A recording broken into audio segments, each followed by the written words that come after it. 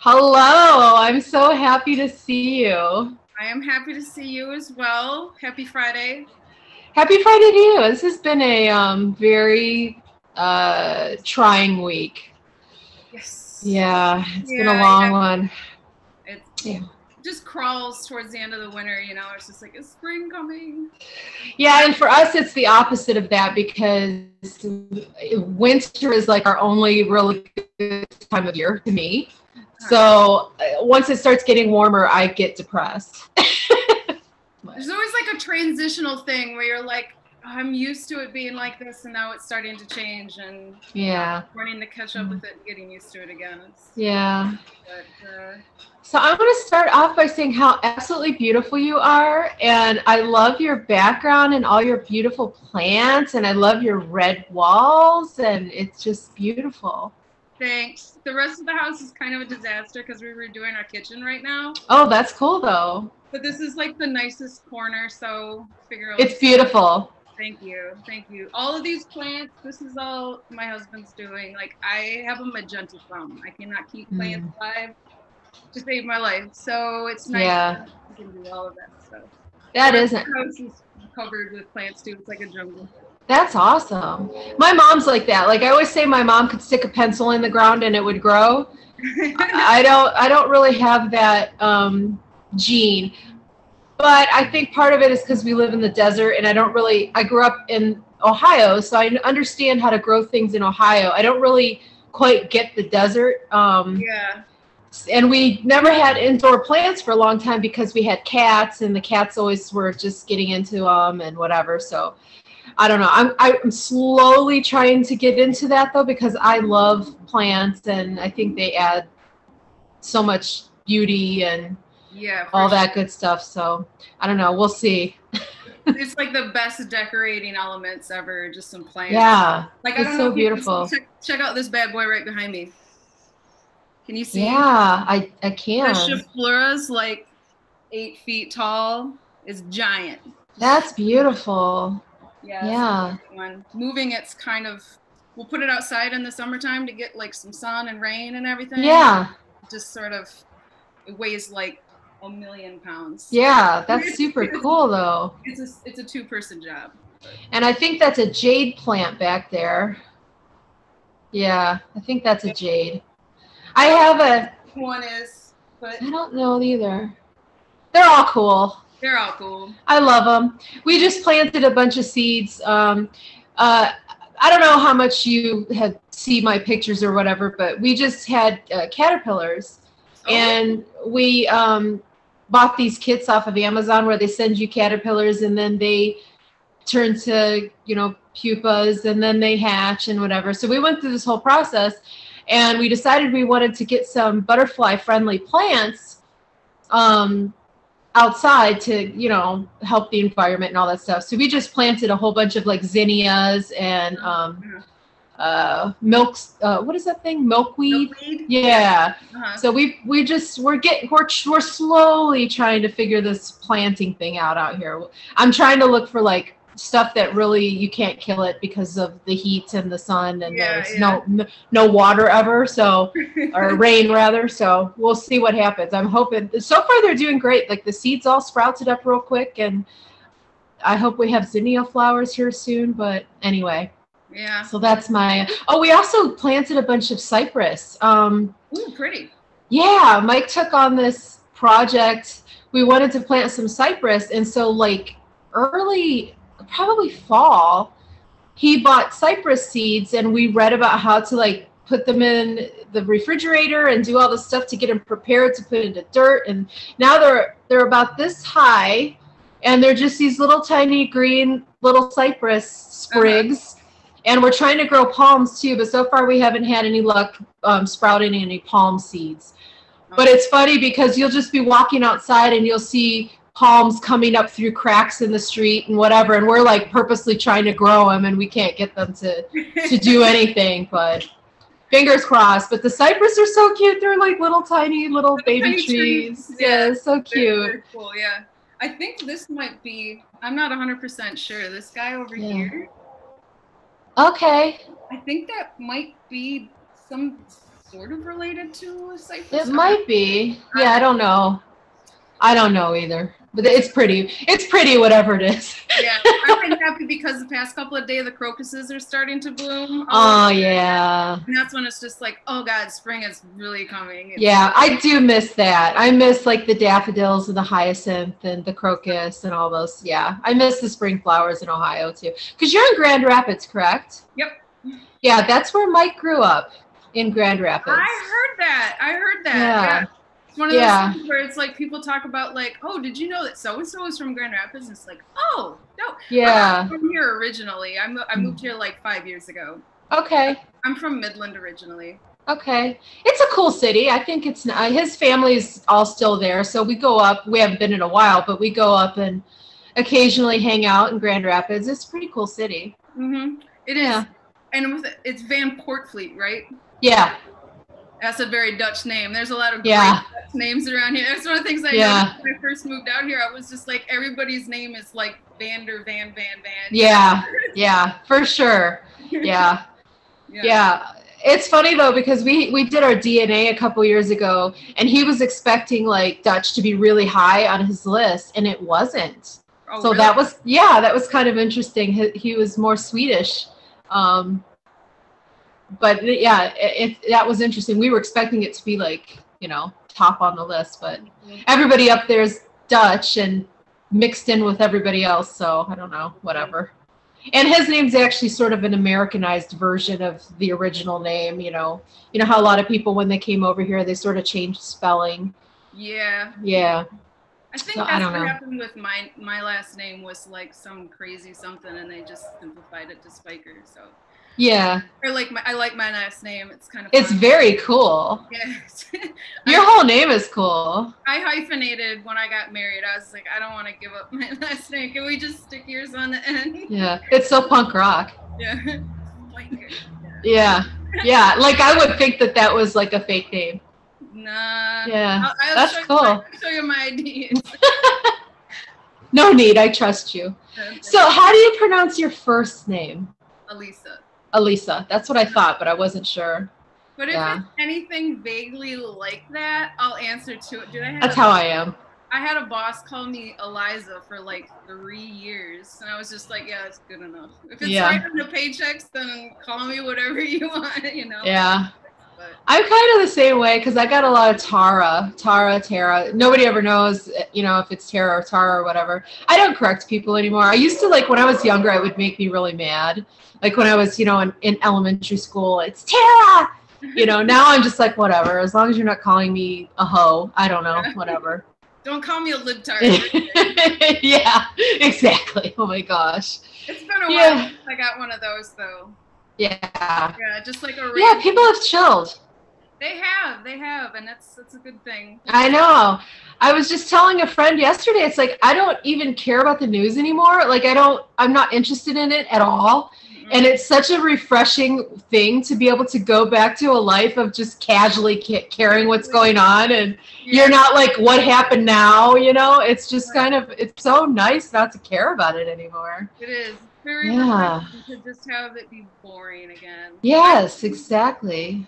Can't get too bored and then like lose interest, and then that happens. But exactly. At least we're not dealing with like World War III every. Yeah, and like just the insanity of it all and on both sides of it. Like it seems like both sides have just kind of chilled out now. Like we're not angry and arguing all the time anymore. It's just kind of like, yeah, you believe what you believe, I believe what I believe, like it used to be. Yeah. Yeah, it's been real nice. And of course now everybody's more focused on, Dr. Seuss and potato heads and whatever. Just silliness, but I'd rather that than what we were going through, even just a few weeks ago. So yeah, I was just wondering, like, what the long-term ramifications, like, are people going to have, like, PTSD after all of this, Like, I feel sort of like, definitely there's a fear to me now, like, next time the voting comes up, it's definitely going to be, like, let's not take steps backwards, please, Let's just have an election and it just goes regularly, like. Yes, exactly. just normal life again, where we just kind of vaguely care. Yeah, and hopefully, you know, we all get our shots and we get enough immunity going that we don't have to worry so much about that anymore, and just, you know, life can sort of go back to normal. Here in Michigan, they were saying that every adult, I think over the age of 18, I think it was, is gonna be able to get a shot by April 5th. Wow. Yeah, I was like, whoa, like they just, boom. That is fast. I'm hoping that that's like, you know, not just them being optimistic and that's what it's going to be, but I'm totally down for that. I mean, get this done so we can like just have a summer again. Last right. Summer was so lame. Oh my gosh, like I know. Nothing to do, nowhere to like you're the first person that I've like talked to like outside my little like you know, in like a month, 2 months. Yeah. You know, it's just like a very small isolate. Like I love all my people, like my pop. Sure. But I miss like going to things and just meeting people, like just randomly talking to people.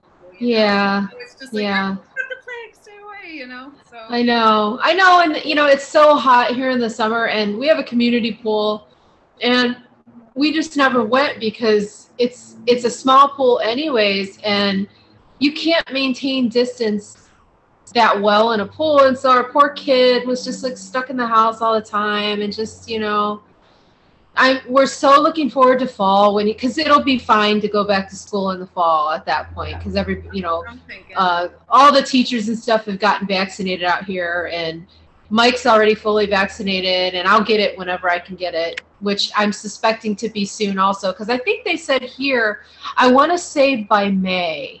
Mm-hmm.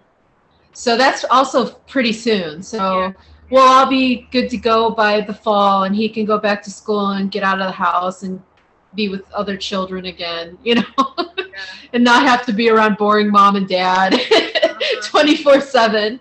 So it'll be nice. Yeah, I don't know. He's going to be set to drive. So. Oh my gosh. I know, right? Oh, geez. Oh. We have to like buckets of Xanax to just get through. Like, you're going somewhere, okay? We'll just make sure you have your blinker on. Get that tracker on your phone. Yeah, for sure. You know that tracker? I'm gonna have your location on here at all times, so I know where you're at. You know. Yeah. Aww. Wow, that's mind blowing. Yeah. Getting old, man. Getting old. Yeah. Mine's still little, so because I had him, I was 39 when I had him. Okay. So I was quite a bit older. And, you know, he's only 9, so he's still little. And I'm just like, stay little forever. Don't grow up.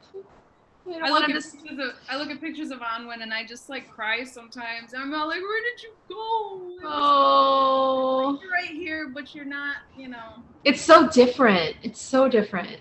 Just even from a couple years ago, like their little personalities and everything changed so fast. And you're like, where's that little baby? It's like this weird, exciting thing because there's other cool stuff that happens, but then you sort of are almost like mourning that little baby part too, because you're like, oh, you're gone. Where did that little guy go? Like, I don't change. You know what I mean? I'm the same person I was more or less for the past 30 years or whatever. So it's just so bizarre that a human being changes that fast, and it's so fast that you can't kind of keep up with it. It's so just bizarre. And I mean, people always like tell you the whole thing of like, oh, it goes so fast. It goes so fast. You're just like, yeah, whatever. And then when it actually happens, it's like, oh my gosh, I just want to keep them. Yeah. Yeah. Gosh, and teenagers. It's been all right. Like I was a hellion when I was young. So I'm like blessed that she's just, you know, she does well in school. She doesn't even in That's awesome. So I'm just like, thank you so much, because I'm sure I always say like my dad, I gave him all of the gray hairs in his beard. So sorry I drove you crazy.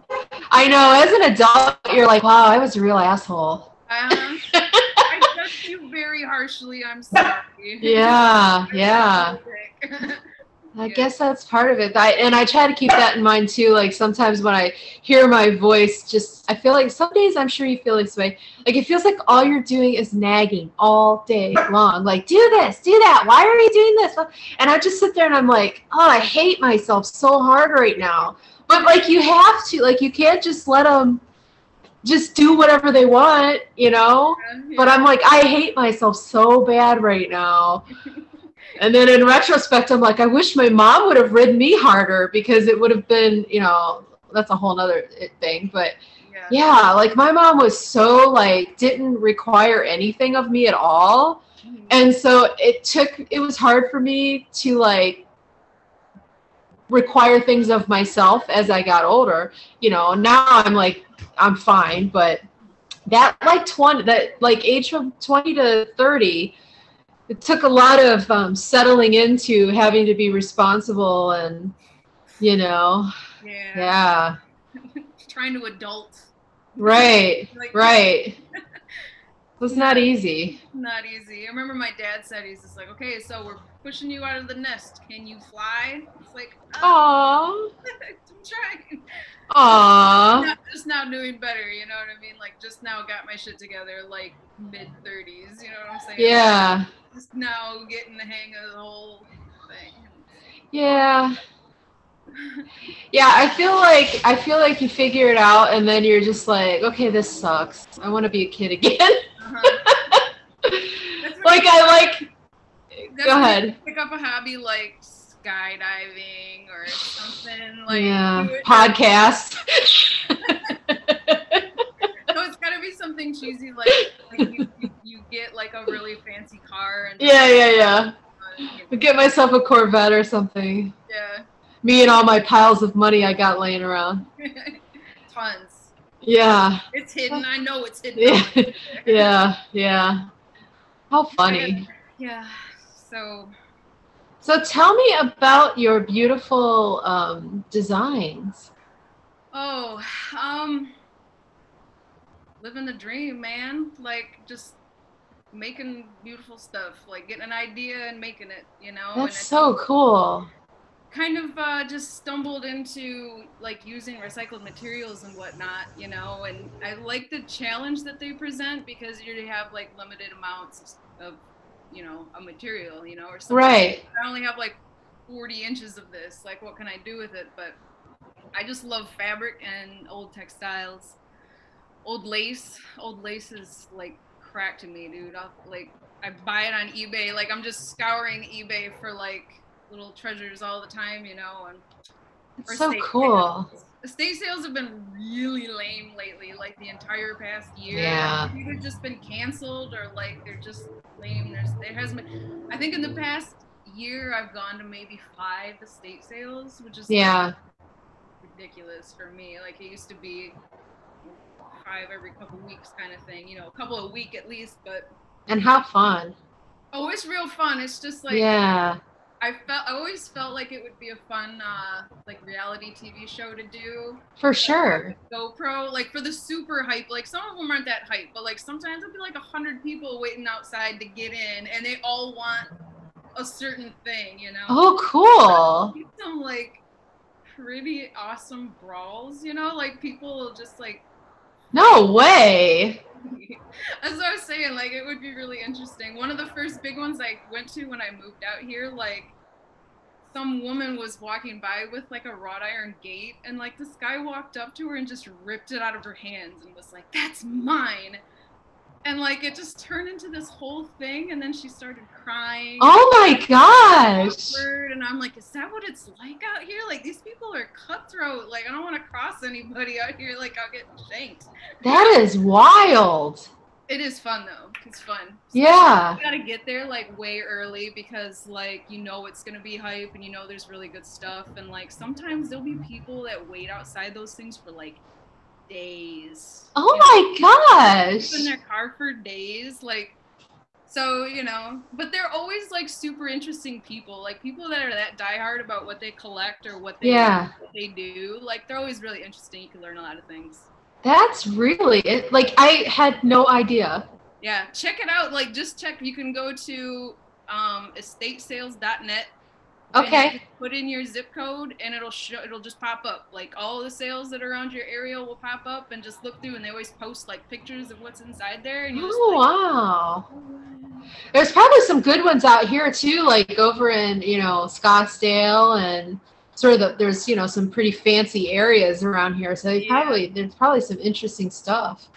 Huh. Sometimes like the really rich fancy neighborhoods just have like really basic like modern stuff, like just basic crap that like you can find wherever. It might be nice quality, but it's like not interesting or unique or collectible or that makes sense. Really valuable, But yeah, when you can find the really good ones, those are just like, I'll travel for those, How cool. It's kind of fun, like just go on a little adventure and don't know what you're going to come across. Don't know what you're going to get. You got to wait forever to get in there. And then like, am I going to get that thing? Or is this person that's like 2 ahead of me going to get it? And then I'm just going to cry the rest of the way home. Oh, that's cool. That's really interesting. I mean, I love going to like thrift stores and stuff like Goodwill. And I was just talking to a friend today, like it's been over a year since I've been to a Goodwill. I just love going in there and finding the weirdest stuff that I can find,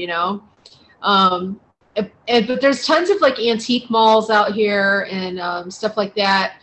And I haven't really done a lot of that, but I should, because I'm totally fascinated by that stuff. Like and I would love to get some sort of some older furniture and stuff like that, refinish it or whatever. But I also have limited space, so it's one reason I haven't looked too hard, because I'm like, I don't really have the space for all this stuff. That's me, I just need a bigger house to put all my stuff in. I know.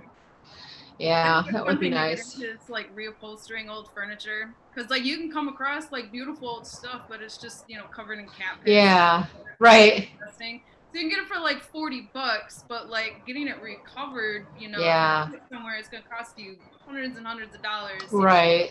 So I figured it would be a lucrative thing to like learn how to do, even just like a side hobby type little hustle thing. Just find a piece and flip it and try and get some bucks off of it, kind of thing. Oh yeah. Especially with like Marketplace and stuff on Facebook, you could probably sell things pretty quick on there, I would think. Yeah, or you could. All those sketchy people probably, but. Oh, man, we were trying to give away a pool table, just giving it away, and oh my god, dude, like the people that contacted were just like, one dude was like, hey baby girl, and like, oh Lord, like, oh no dude, no, like not like that, bro. It's like we're not talking Craigslist here, it's not that. I didn't even think about that. I mean, gross. Yeah, there was. I saw this like China cabinet or something on Marketplace one time, and I wanted it so bad. And Mike's like, "Dude, we're not like, no, we can't let people know where we live and stuff." Like, yeah, I guess. Yeah. There's some weirdos out there. Yeah, there are. We get real paranoid about that. We used to have people like show up at our PO box and stuff. And so, yeah, it's kind of creepy. So, like, and it wasn't as worrisome before we had Dirk. But now that we have Dirk, it's like, I don't want to kill somebody, if you know what I mean. I don't want to have to kill somebody to protect my child. So, right. Yeah, we have to get real kind of paranoid about that stuff. But I even get sort of paranoid sometimes, like when you order stuff online, you're like, what if this person like put your address? I mean, first of all, you can find people's addresses, but I just Google search, like when was the last time you Googled yourself? It's terrifying. I know. It's like voter information will come up, like people in your close family, like all kinds of things, and then you'll have those like scam websites that say like so and so has a warrant out for their arrest or something, like check out their criminal record. Yeah. I don't have a warrant. We don't tell people I have a warrant. You know what I mean? Like messing with my whole thing. But I know. Yeah, or the Google Maps where you can put in an address and then you can do the street view thing. Yeah. Where you can just like look at their house. I know. It's crazy. Like when I do that at my house, the house is blurred out. And I don't know why. I think you can request that. So maybe your husband requested that and you just didn't know or something. Because I think you can request that they remove all your information. Oh, yeah. Or maybe it was people who lived here before. It could be. It's been updated for a while. That's probably what it is. But yeah, like there's certain websites, and I don't know what they're, and I should do it again because I did this a while ago. But you can go put your information in, and they'll scrub you from the internet. That'd be cool. So people can't like look up your address and whatever. Yeah. But I should probably re-up that because it's probably been a while. Yeah.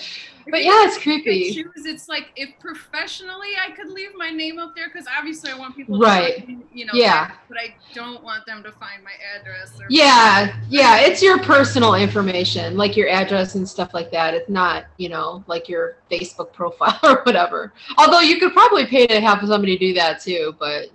Yeah, or I think it's like something you can do in Facebook settings where you like change your visibility or something like probably. that. Yeah, probably. I don't know either. I'm so not, we were discussing this earlier, I'm so not tech savvy at all.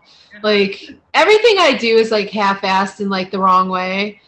I mean, it's kind of ludicrous at this point. Like I've got like 10 books out. I can't tell you how to format a book. I don't know.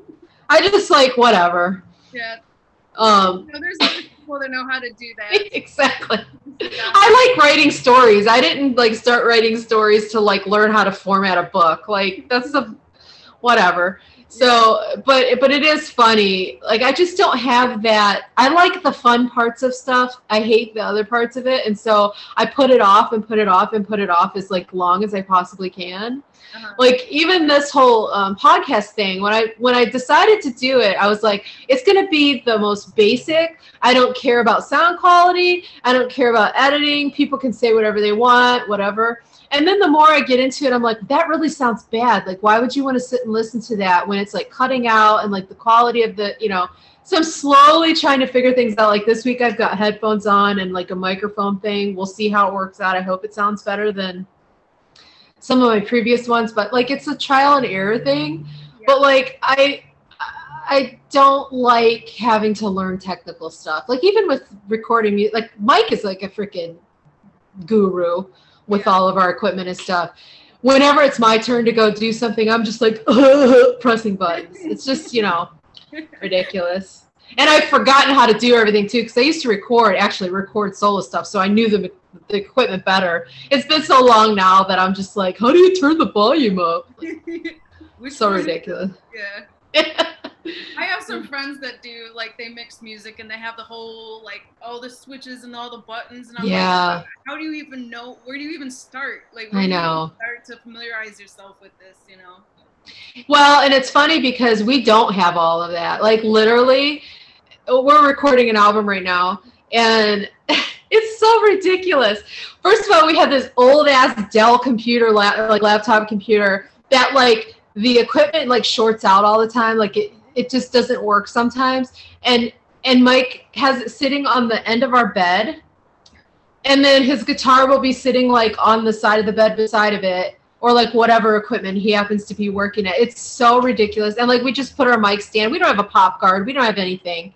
We just record directly into the microphone, sitting at the end of the bed. We don't have a desk. We don't have anything official or whatever. But you know, it is what it is. Mike's like, I know my equipment. We're still using like programs that other people like laugh about. And, like, it gets the results we want. So and I mean, whatever.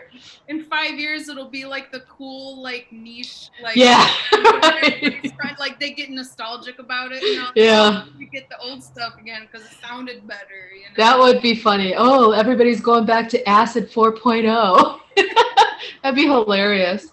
But yeah, I don't know. You know, I feel like, and I'm sure you relate to this, it's more about like the passion of what you're doing and less about sort of the way it happens. You know what I mean? Like, you know, part of your whole thing is like finding the materials and like reworking them, and you know, you probably don't sit around and think about the technical aspects of it so much. Oh God, no. The technical, that's the worst part. Like, up with it in your head is the fun part, and then having to put it together like physically is the worst, dude. I wish so bad that like I had enough money to just hire like 10 people, and I could be all like, okay, I want this out of this, like that.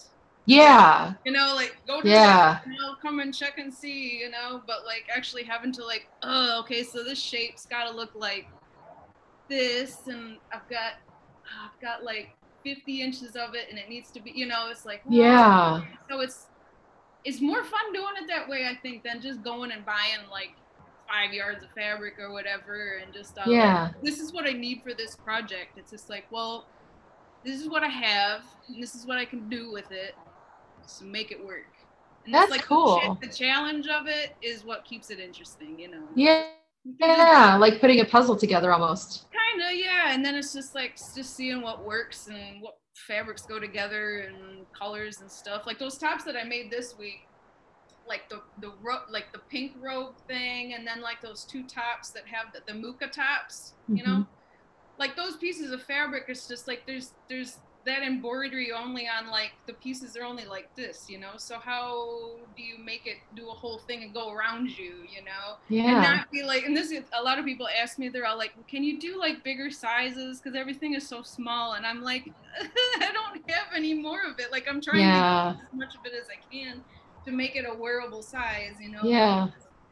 I've only got like 15 inches here, you know, to like make yeah. this kind of thing. So it's difficult, but you know. Yeah, I was thinking about that too. That must be hard, like to figure out sizes and stuff if you've got like limited materials. Yeah. Yeah.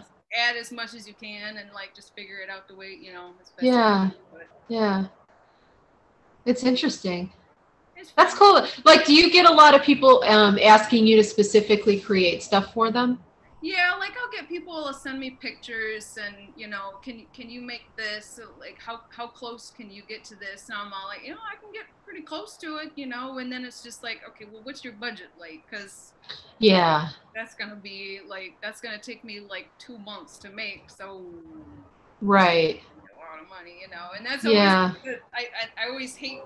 I like when people bring ideas to me and everything, but I just always hate telling them what the price will be, because it's always just like, oh no, you know. Or sometimes even I'll get the people who are just like, why is that so expensive? And it's like, well, there's so much work involved. There's work involved, and then it's just like, well, you know, if you want to just buy some knockoff, you know, from some like obscure website, and you know, you're gonna pay like $100 for something, you're gonna get something that's worth $100. Right. It may not be as nice as you were hoping it would be, you know. Right. So it's always, I used to work at a bridal shop, you know, and it was like we'd have people come in all the time, like alterations at a bridal shop, and they'd come in with like these dresses that they would get from like Wish or something, you know, or whatever, you know, like I don't even know.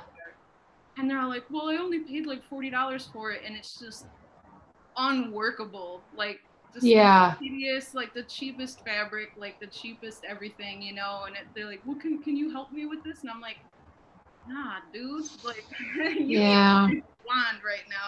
I don't have unfortunately, but good job there, dude. You want to hear some stories? I'll tell you. Oh, I'm sure. Lay them on me. I'm sorry, what? Lay them on me. Oh. We're not editing anything out, so just be quiet and not get myself in any trouble. Good idea. See, you're smart. You can self-edit yourself. That's good. Yeah. Well, man, it's bridezillas are a thing. They are a real I'm sure. thing, and they will make your life hell. Gosh, I can imagine. Yeah, you know, I hate, like you brought up the part about when people ask you how much stuff costs. That's always the awkward part. Yeah. Is the whole money part of it, because like people don't understand how much time you spend on things, and like it's so like, even with, you know, music and stuff, people just want to get it for free, and you're like, do you not realize that like this band spent probably a year working on it? In hours and hours and hours and hours and hours, and then you're pissing and moaning about spending 99 cents for one song that you're going to have for the rest of your life if you forever. Yeah, it's It is. It's weird. And like we're super chill about that stuff anyways, because like that's not our job anymore. Like we don't have to rely on music to pay our bills anymore because we have other jobs. So it takes a lot of the pressure off of you, obviously. And plus we record at home, so we're not paying to go into a studio or anything like that. It's all free for us. So we're not as like crazy about like the free downloads and stuff. And actually on our Bandcamp, we have pretty much everything, name your own price. So if you want it for free, take it, have it with our blessing, whatever. But, you know, for a band that's like, that's their living. Right. And they're trying to pay their bills. You're bitching to pay 99 cents for a song? Like, really? You know, you don't complain about your Starbucks every day that you spend like $6 on, but you know. That's essential. But it's just it's a weird thing how people value like art differently than like a pair of pants at the store. Right. You know, or, you know, they don't think anything about going out and, you know, spending $100 at the bar or whatever. But then they're like nickel and diming about, you know, a record or, you know, whatever, your stuff that's taking you 2 months to create. Yeah, it is. It's weird how, you know, you wouldn't like question, you know, the guy that comes in and does your plumbing or puts your flooring in or whatever, but yet the person that is creating like a beautiful piece of art, you're like, well, I just don't know. That's just ridiculously expensive, you know? It's really expensive. And it's like, I'm sorry. I just want to pay my bills. That's all. Right. It's like, I'm not even trying, like, I don't even think my stuff is that exorbitant, you know? Like, yeah. I mean, you could look at it and be all like, dude, I gotta pay $100 for a top. And it's like, I totally understand. Like, I mean, I shop at the thrift store. You know what I'm saying? Right. Like, if you're looking at it like, this is a really unique, one-of-a-kind piece of art, you know? And that's why I always just wanted to, like, brand myself as just an artist. Like, not like a designer. It's like, and that's why I don't really do customs anymore. I don't do custom work because I'm just like, I just want these all to just be all like, my brain meets through my sewing machine. You know, like I don't want it to be. Well, people used to tell me all the time, oh, you should be on like Project Runway, or you should, you know, try and show it like New York Fashion Week for like the independent. And I'm just like, that is not your thing. It's just like I don't want the commercialism of it, you know. Like I'd rather it just be me doing stuff, and that's, you know. Yeah, I mean, that's the same way we approach music. It's the same way I approach my writing. Would I like to sell more? Of course. Like, I would love to be able to do music again full-time as a living. But, you know, there's ways to make that happen if you don't care about what you're doing. Yeah.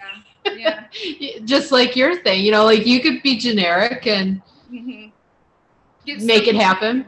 I've had some companies like contact me and they're all like, oh, well, we do like pattern making and like, you know, clothing production. So if you had sketches and stuff, we could do, you know, however many you want. And I'm like, but I didn't make it. Like, it just seems like it wouldn't be, it would just be sort of like fake. Not fake. It would be like a fraudulent. So I'll just keep doing what I'm doing. Hopefully it'll still pay the bills and I'll still, you know, as long as I can do it, I'm just going to keep writing it out. And then if everything crashes and I need to get a job again, then I'll worry about that then. And then I'm just going to keep on keeping on. And it's awesome that you can, you know, do your art for your living. That's incredible. It's like that, but then I split it with like the vintage thing. Like I still sell vintage clothes and stuff like that, which I still have a lot of passion for. Yeah. It's different than like creating, you know, like taking something and fixing it up and making it presentable and presenting it and, you know, selling it or whatever. It's just different than like actually like conceiving something and like, you know, seeing it organically into fruition kind of thing. That was a thing. Man, I'm always doing air quotes, so who am I to? I'm not judging you. Yeah. I see that it's like cut off to here, so like a lot of my hand gestures have been down here. doing all kinds of crazy Bernie Sanders stuff. Yeah, I never realized how much I wiggled around until I started doing these. Like I'm constantly fidgeting, just all the time. Yeah. Yeah. Constantly like picking at my hair. Yes. Yeah. Like I'm always scratching at something or adjusting something or whatever. Yeah. Yeah, so I think it's super cool though, because even, you know, it's, you know, so you're not like designing 100% full time, but you're still doing related things that you still love. So that's awesome. Well, and I feel like a lot of the vintage stuff, like it inspires me. You know, I'll look at something and I'll be like, oh, I really, especially like just looking at how they're constructed. You know, like just learning different different sewing techniques, the way they did it back in the day. You know? I've learned a lot of that just by like putting stuff back together, like, you know, resewing seams or doing something like reverse engineering, sort of. Yeah. Like you need to like completely take them apart to like reline them or like interline them or do something like that, you know. And so it's just like it's really interesting. Not all of the, like, we're talking about like full restoration, like, I mean, I do that every once in a while, but like most of it's just sort of like, you know, fixing it up and cleaning it. Like, oh my god, dude, cleaning some of those dresses, the house smell like dead people. Like, yeah, some of the like just like 100 years of nast coming off of these dresses. Like there will be dresses that like one dress and I'll like clean it and the water just looks like trucker pee, like just disgusting. Like, that is so wild. It's disgusting and they smell so bad, but so I get them cleaned up and then they'll be wearable again. I've found some filthy, nasty, disgusting dresses and I'm like, I think I can fix it. That's interesting. So is it just, do you think that the person just didn't clean their clothes properly, or I mean, like, is that it's just ancient, you know, especially depending on how they were stored. Like if it was stored in a box in the basement, you know, it's gonna be nasty. You're gonna have all that or if it's stored in the attic where it's like dry, you know, really dry, and there's lots of like temperature fluctuation between like hot and cold, then it can make the fabric like really, really brittle and it'll just fall apart. And that has its own, there's like attic smell and there's basement smell. I think basement smell is worse because then it's like, I would think, all the moldy, gross. I bet you get a lot of cigarette stench also back, because everybody used to smoke back in the day. Yeah. I've gotten like lots of white dresses that I thought were like gold or champagne until I cleaned them, and then like 2 packs a day for 50 years just comes out into the water. Wow. It actually has a really pretty color though, if I'm being honest. Like smoke patina on white like just turns it into this like beautiful gold. So if it's not too disgusting, like smelly, or has lots of like gross stains, I'll just leave it, because it's kind of like tea staining in a way. And it's kind of like that's part of its history. Like, you know, it's always so silly to see like distressed jeans, you know, like jeans with tons of holes in them, and it's just like, but that's the character. It's its character. It's a part of it now, you know. It's genuine patina, you know. But I could see that. But most of the time, it's just disgusting. As long as they don't smell. That's the, you know, if it's stained but it doesn't stink, we're good. That's funny. If it's just got like the generic like old thing smell, you know what I'm talking about? Like, yes, I do. Yeah, like I kind of like that. Like I have I've got this book. It's like the oldest thing I own right now. It's a dictionary from like 1770 something. Oh wow! It is the most. It smells. It's got the old book, but it's just old. And that's cool. I got it at a estate sale for $2. It was just like in some box with like other stuff. I was just all like, dude, this looks good. I'm just gonna snag $2. Like I'm gonna snag. Yeah. That's cool. I got it home and I was looking through it and I'm like, it has the, you know, back in the day, S's look like F's in print. Yeah. And I was like, this is really old. I gotta look into it. Turns out it's really old. Oh wow, that's cool. That'll be at my estate sale, and hopefully, like, 50 years. That's yeah. kind of my goal, and I'm always talking to like all the 90% of the time I'll be like the youngest person at a estate sale. It's always old people, you know. Yeah. And, we always kind of joke with each other about like, you know, whoever dies with the most stuff wins. I'm all like, well, I've got a head start on all of you, you know, like I've got like, you guys are kind of on your way out, like I'm coming up. Oh, jeez. They have good humor though, so they understand. Oh, that would be fun. Like, I can imagine you would just find some crazy stuff. It's kind of like that show American Pickers or whatever, where they go around to the places and they find some crazy stuff. That would be a dream. Just drive all over. See, we've been talking about like after Anwen's like off to school doing whatever. We're like, well, what if we just like got a van or got some like kind of like a camp or something, and what if we just traveled like half the year? Just go travel, find cool stuff, go to sales and whatnot, you know, and maybe rent out the house while we're gone, kind of. Yeah. You know, but just travel around and I don't have COVID or anything. I just I'm pretty sure I'm allergic to cats, and it's breaking my heart because I have 2 cats that I love very much. Yeah. But I'm starting to think that I have allergies to them. Yeah, when we first moved out here to Arizona, I had the worst allergies, and like my head was impacted for a full year. Oh, wow. I couldn't breathe. I had to quit singing, everything. And I finally, because I kept thinking like, well, whatever's blooming right now will stop blooming and it'll get better. Well, it didn't get better. And so finally I went to an allergist or whatever, and I'm allergic to like dogs and cats. I'm like, I've had dogs my entire life. I've had cats like a huge chunk of my life. So I'm like, oh, well, I guess I'll just be stuffy headed around the dog and the cat. But it's mostly the trees here because I didn't grow up with them. So my body doesn't know these plants out here. Right. It was really dry out there too. Does that like bother your breathing and stuff like that too? It really does. In fact, this past week I've had vertigo.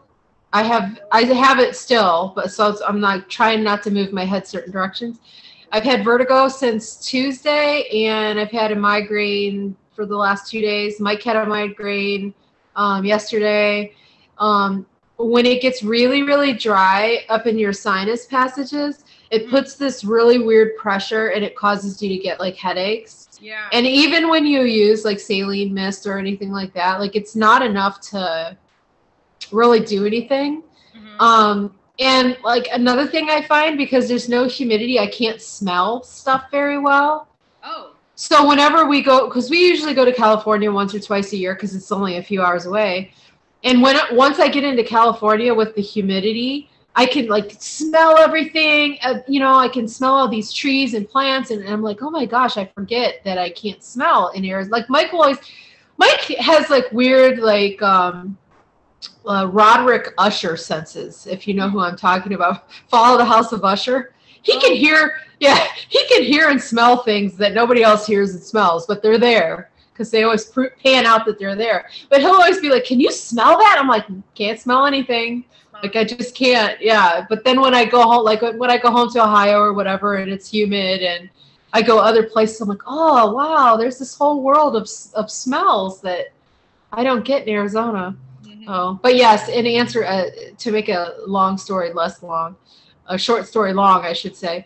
Yes, it does affect your breathing. It's nice as far as the heat goes, but hot is hot. It's 110 degrees. It's 110 degrees. I don't know about that. See, because we always say here that like, oh, well, when it's hot, it's all like, oh, it wouldn't be so bad if it wasn't for the humidity, and it's just like, nah, dude, it's just hot, and it's hot is hot. Yeah, yeah, and at least kind of, in some ways, like, first of all, high humidity is awful, but humidity, at least like your skin doesn't crack and like dry out, like. Your hair gets brittle, like I said, with your nose being all dried up inside your head, and it's the weirdest thing because your nose will be dripping from allergies, but it's still dry. It's like, it's so, it's the weirdest thing. But yeah, I miss humidity. When we do get humidity during the monsoon season, it goes up and then it's really hot.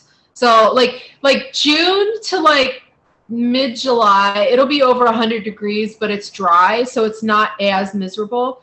Once the humidity level kicks up during monsoon, it's like you can't even walk outside for a second. Like you just may as well just not shower because you're just going to be sweating. Like even in the house, you know, we have central air, obviously.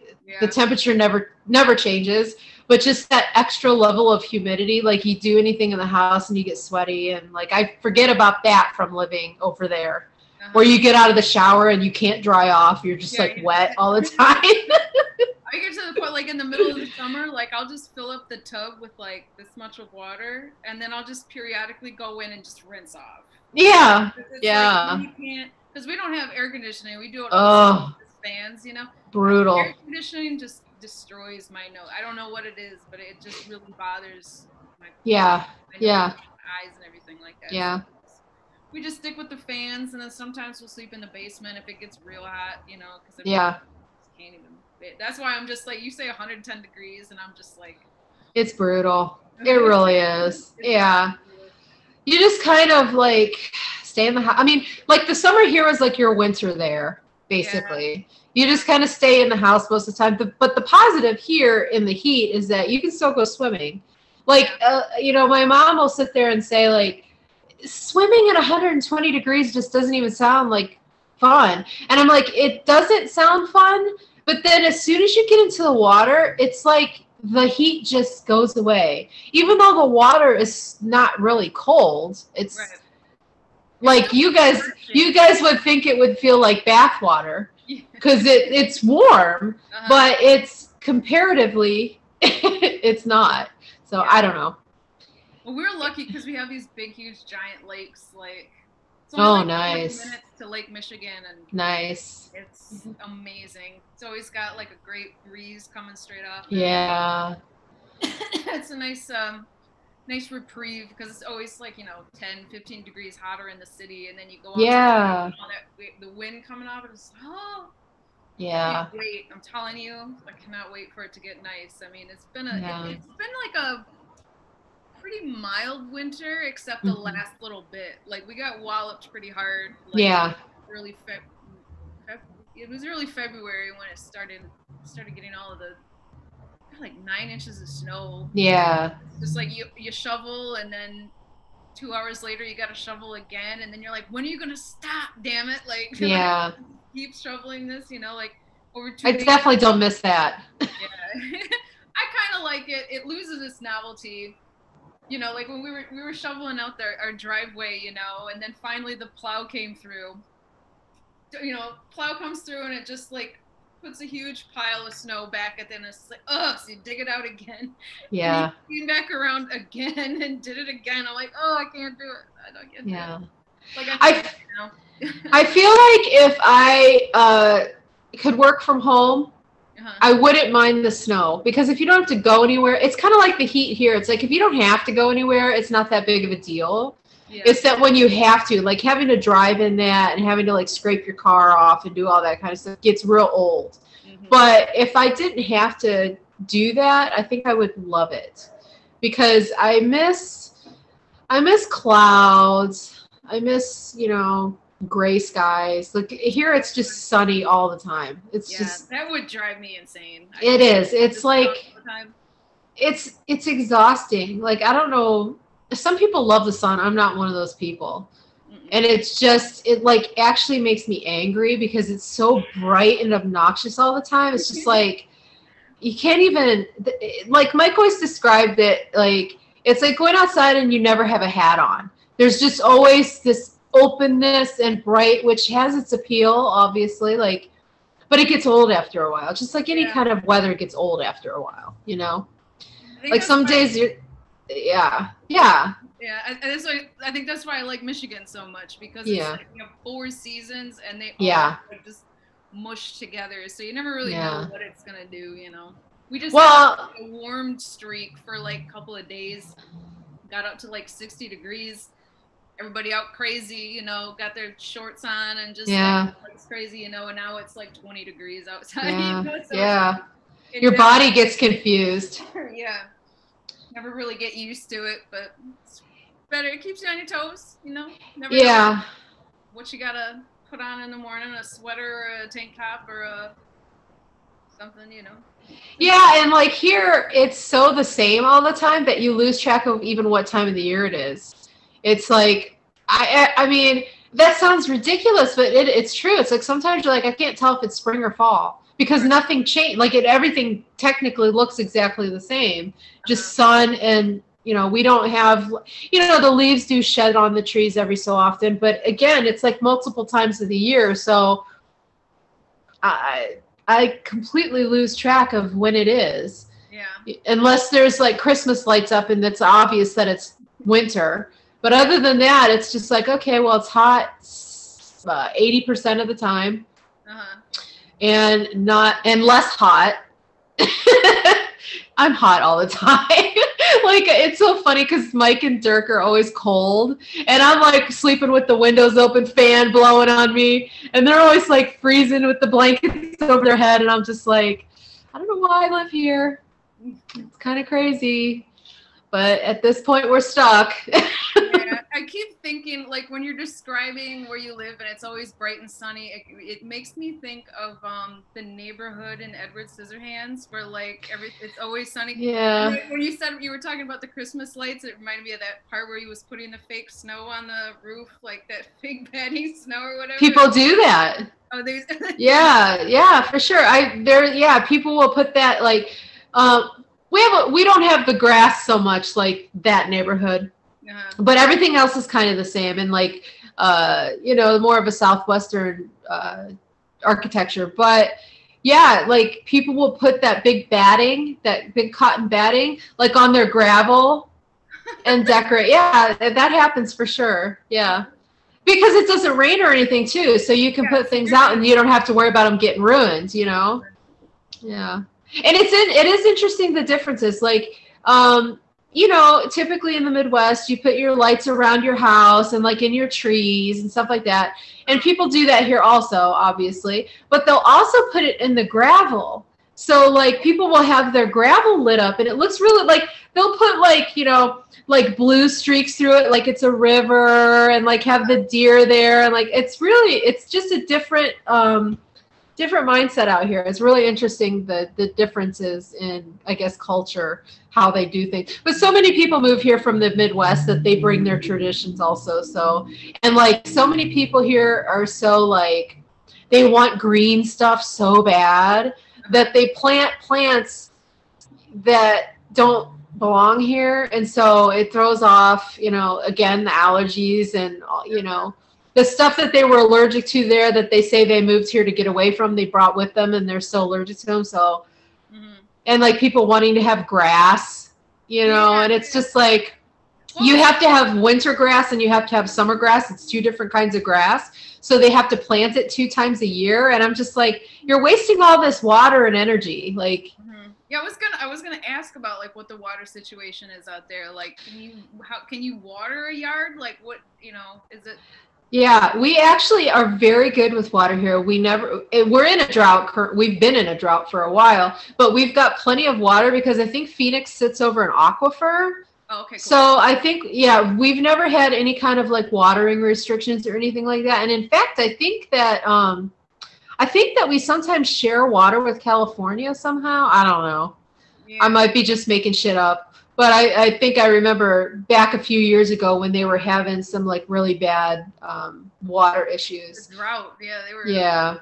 That big fat drought for. Yeah. Was it years? That was a long time. Yeah. I remember it was just like a joke, you know, like everybody. Yeah. Was like, we've got water. We could pipe you some water. It's like. You have so much water. It's almost a big problem because it's just always flooding and the lakes are so high this year. Like really, to the Porcupine Mountains, which is in the Upper Peninsula, Lake Superior is just high as hell. Like it's wow. High and had a lot of flooding issues last year and everything. We just have so much water. Yeah, now that you say that, Mike's dad lives on the Grand River. and he couldn't put his boat in last year because the river was so high. Yeah. That got really, really high. Well, it tends to flood like every spring, but like Yeah. some years are worse than others. There was I think it was two or 3 years ago. I remember like all of the houses along the Grand River got flooded out real bad. Yeah. Thankfully, he's up on a high bank, so like he's pretty safe there. But yeah, I remember that he couldn't put his boat in. Mm-hmm. Yeah. That used to be fun when we would go up on vacation. He would he had like a pontoon or whatever, and so we would go on the river. Mike used to say they used to take it clear out to Lake Michigan. I never got to do that with them, but yeah, they live close enough that it's not so far to get to Lake Michigan from there. Yeah, it's kind of interesting. Yeah, it's like a 40-minute drive, so you could probably float down there a couple hours, probably. Yeah, depending on how fast you were going. Yeah. That'd be fun. I know some people will just canoe to the lake. They've got like canoe liveries or whatever, like up the river a bit, and you can just take them all the way down. That's kind of fun. I'd consider it, but I'm afraid I would tip and drown. That's how I am. Like, to me, like Lake Michigan or Lake Erie or any of the big lakes are really not that different from the ocean to me. And just the thought of being out on like really deep water scares the shit out of me. Oh, dude, yeah. Yeah. There are parts of the lakes though that are like really super duper shallow. I mean, you can walk out a ways and you're like maybe waist deep, especially like in the Saginaw Bay, like in the little mitten there. Yeah. You walk straight out to like the middle here sometimes, and you're like waist deep. Oh, that's interesting. Yeah, it's crazy. It depends on how high the lakes are right now. I haven't been over Lake Huron in a bit, but it's nice. That's cool. Mike always tells me about how when him and his brother were little, his dad used to take him out to Lake Michigan and just throw him off the pier. Like they used to just jump off the pier and like the waves would be like, that's insane to me. Like that scares me even thinking about it. Yeah, that's traumatizing. Yeah. At the bottom, I'm not going out there. No, I'm the same way. I don't even really like putting my head underneath water. I don't trust my ability to hold my breath or something like that. I know. Yeah. I feel like would be the worst way to go, so I'm just gonna avoid all that nonsense. I know. I love the water and stuff, but I don't know. It just scares me. I just don't have that. I mean, I can swim and everything like that, but yeah, it's a isolating feeling being out in the water when you can't touch, especially when there's other animals. Like if I'm in a pool, I'm okay in a pool, in the deep part of the pool, but like knowing there's animals and shit in there, like I can't. It's like that part, like the scariest part of any movie ever was in Castaway when he was like just out in the middle of the ocean on that beat raft, and then that whale comes up and like looks at him. It's just huge, and the huge empty nothing, like and that's like a hellish idea to me. Yeah. Too small and too big of an area. Too significant, It'd be like being out in the desert here. Like if something happened and you're out in the desert, like you're just gonna die. Like let's just sit down because you're gonna die. There's no two ways about this. There's a lot of horror movies that have that as the premise, Yeah, for sure. You're gonna die. It's really interesting. The desert is it's like when you're not so much when you're in the city, obviously a city is a city wherever you are, but when you start driving out into the desert and like up into the mountains and stuff, it feels like you can really feel how timeless the earth is, because the stuff you're looking at has been there for thousands and thousands and thousands of years.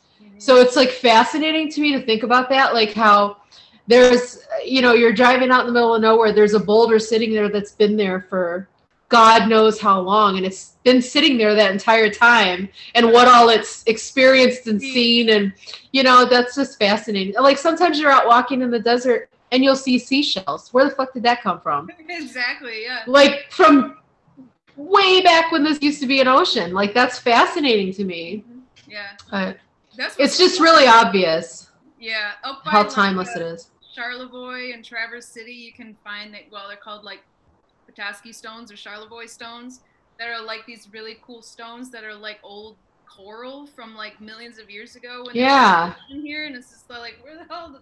What are you talking about? You know, it's interesting. It is. It's so fascinating, and you know, coming from, you know, I grew up over there, so like you know, you're used to like trees and forests and this and that, and so here it really does kind of look like another planet. Like you see Mars and you're like, that doesn't look that different from places here. Yeah, right. It's not that different. It's interesting. And then of course, like, you know, there's a lot of mythology here, you know, and stuff like that. So that's interesting. Like there's supposedly this cave in the Grand Canyon that this guy was taken into this cave, like I think by like a Native American or something, like hundreds of years ago, and he claimed that it was like a portal into like another world, and there was all this stuff in there, and he like described it in great detail, which I find completely fascinating. They've found Chinese relics in the Grand Canyon. Like, where the hell did that come from? Like, it's so fascinating to me. Like, who knows, you know? But the part of the park where this cave supposedly was, they've closed it off. Like the rangers aren't even allowed to go in there. Like it's real sketch. Like what is the story with this cave? Like, is it real? And does like in there? It's like strange. Right. Like they found a portal to another yeah in there, and they got it. Like yeah, it's fascinating to me. Yeah, hold on to your egos. They'll be. Yeah, like they don't want anybody knowing the secret. Like, you know, like maybe that's like where the aliens come through, or yeah, you know, I don't know. It's fascinating. The Stargate is in there. That's where. It's yeah. Well, it's like they you know, they say that there's stuff like under the ocean. You know, like ships come up out of the ocean and stuff. People claim they've seen that. You know, it just, I mean, we don't know. Our world is vast. We don't know what's in the center of it. And, you know, it's fascinating to me. But we love all that stuff. Like, we watch all those TV shows, Unexplained and all that, you know, Ancient Aliens. And, like, yeah. Do you watch, I can't think of what it's called, but the one with William Shatner. Is it The Unexplained, I think? It's great. It's a great show. We watch that one a lot. I can't think of what it's called. I know it's really though. He's so funny in his delivery. But yeah, that's a good one. But we watch all that stuff. Like, we've been finding all these like sort of indie film documentaries about stuff like Bigfoot and UFOs and all this stuff. We've been watching a lot of that. That's just, it's cool. It's cool to think of the possibilities of what we don't know. For sure. You know?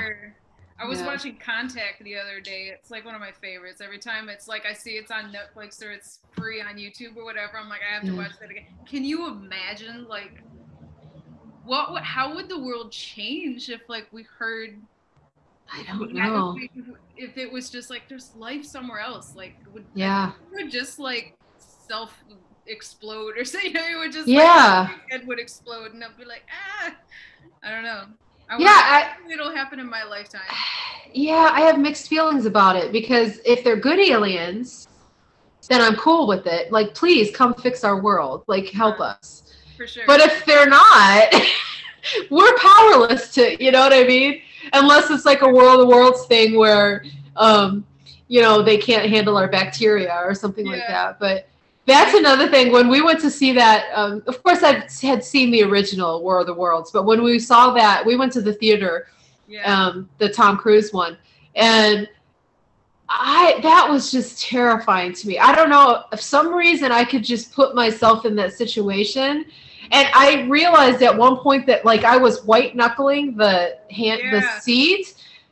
Just the thought of that terror. Like, one day life is normal, and the next day, they're rounding you up into these big, huge machines. I just, like you said, like, what would people do? And let's say they come here, like, in Contact, where they're, you know, or like any of those other types of movies where they're just here and they're not, like, trying to kill us or whatever. People would have to adjust everything that they've ever believed in. Yeah. And a lot of people wouldn't be down to do that. Right. Like, did you see Arrival with Amy Adams? Yeah, that was so good. Oh, that was so good, dude. That Yeah, soundtrack was freaking. I know. I forgot what I was gonna say. About people not Like, adjusting. yeah, well, it was like then those like soldiers put that bomb and tried to like blow up the ship, and it's just like there's gonna be lots of people like that. They're Yeah. just like screwing everything up and Yeah. look like cavemen. And It's like you guys have already wrecked this planet bad enough. Let's not like, you know, your way doesn't work. Yeah. Clearly. Clearly. Let's try to take some advice from some other people that are clearly more advanced than we are, you know? It's like, do you see this spaceship?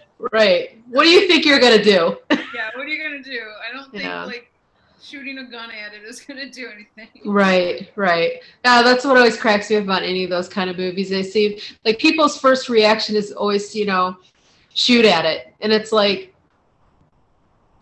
you're not going to do anything to them. Yeah. Like, and you know. They probably have way bigger guns. So. Right, exactly. And like maybe try to not have that be your first go-to. Right. Need some more good sci-fi to come. Did you watch Raised by Wolves? Loved it. Okay, I haven't finished it yet. I think I have 2 episodes. My husband like bailed on it. He was just like, it's too heavy.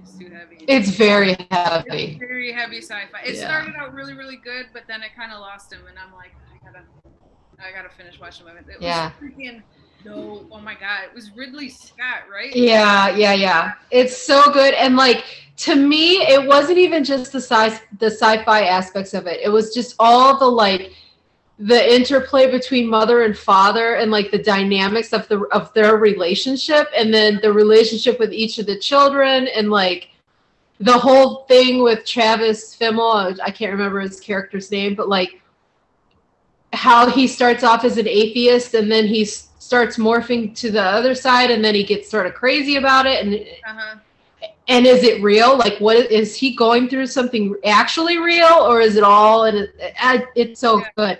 The last episode threw a lot of people because it definitely gets weird. Yeah. But it made sense to me. But like it's so like we got a Roomba for Christmas and we named it Mother. Nice. Like, yeah, we were super, and even Dirk loved the show. Like, he loved it too. So yeah, it's so good. Yeah. The acting is so insanely good. And like Father is like, I love him so much. He's so beautiful. Oh my god. Yeah. Like, he's so perfect. Yes, he's very pleasant to look at, for sure. Yes, yeah. But just his whole demeanor, everything about him is just so, and it breaks your heart because like the times where he just wants to make her happy. And he can't make her happy, you know, and it's like, this is like a real relationship. You know, they're more than AI at this point, you know what I mean? Yeah. But yeah, it's so good. And I follow the actress that plays Mother on Instagram, and she just posted a picture sitting in her trailer, so they're back up and like filming. So that's very exciting. Yeah, so good. There was another show that I was watching, and I heard they were filming. What was it? Succession. I don't know that one. Ooh, it was on HBO, and it's loosely based on like the Murdoch family, you know. So it's like a media mogul empire with like all these billionaires, and like there's 4 kids, and they're like always like screwing each other, and it's like very, very good. Oh, what's the name of the one guy who plays? I think it's Rory Culkin. Oh, okay. Oh, yeah. Okay, I remember ads for that. Yeah. Yeah, and he plays like the best douchebag. Like he's like primo. Hate him, but you kind of love him a little bit because he's horrible, but he's a total douchebag. Yeah. Cool. Yeah, there was 2 seasons of that, and that one ended. But I hear that one's starting to film, and then there's also what was the other one that was great? The Righteous Gemstones. Did you see that one? I don't know that one either. Oh, that's another great one. It's got John Goodman and I can't think of the other actors right off the top of my head. But it's a hilarious comedy, you know. Oh, cool. about a televangelist family. Oh, that would be interesting. It is very, very good. I would check it out. Just watch the first episode and see if you like it. The humor is pretty it's pretty dark at times, you know. Yeah. Like parts where you're just like, oh shit. But yeah, it's really good. Good for a cool. laugh. But they're filming too, so they're gonna have their. I think it's just the second. I think they only had the one season, but I think the second one's gonna come out, and that's gonna make me really happy. Cool. But yeah. Yeah, you know, we I shouldn't say we. Mike falls asleep super early, so it's usually just me watching TV. But I started that Lovecraft Country, and it was so freaking good. And then I fell asleep one night watching it, and I'm like, oh crap, I got to go back and start over. And then I just never got back to starting over. But that's one I need to watch again because that was really, really good. Of course, what else do we watch? It's one of those things like I get into these things where I don't want to watch anything new. I just go back and rewatch stuff that I know gives me comfort. Yeah. So I've been like, we go through stints of watching like the old Dark Shadows TV show. It's like a comfort thing. And like I randomly found this show called The Good Witch. I don't know if you know what it is. It's so stupid. It's a Hallmark Channel show, girl. Like it's so like I can get down. It's so like vanilla and pleasant. And I think because the world is just so screwed up, it's like I just want to live there and like because there's the hint of magic to it, hence The Good Witch, but it's so pleasant. And I'm like, I just want to be her, and I want to live in that town where, like, the worst problem is, like, someone saw a ghost, or I don't just that, and that was pushing the boundaries when the guy, because it turned out not to be a ghost, but just I don't know, it's so escapist. And I only watch it on Netflix, so I only have like 4 seasons, and I've watched every season. I mean, conservatively, probably a dozen times. I just put it on. It's kind of like I probably need help at this point because it's some weird, but it's just so pleasant and like takes me away to like a happy place.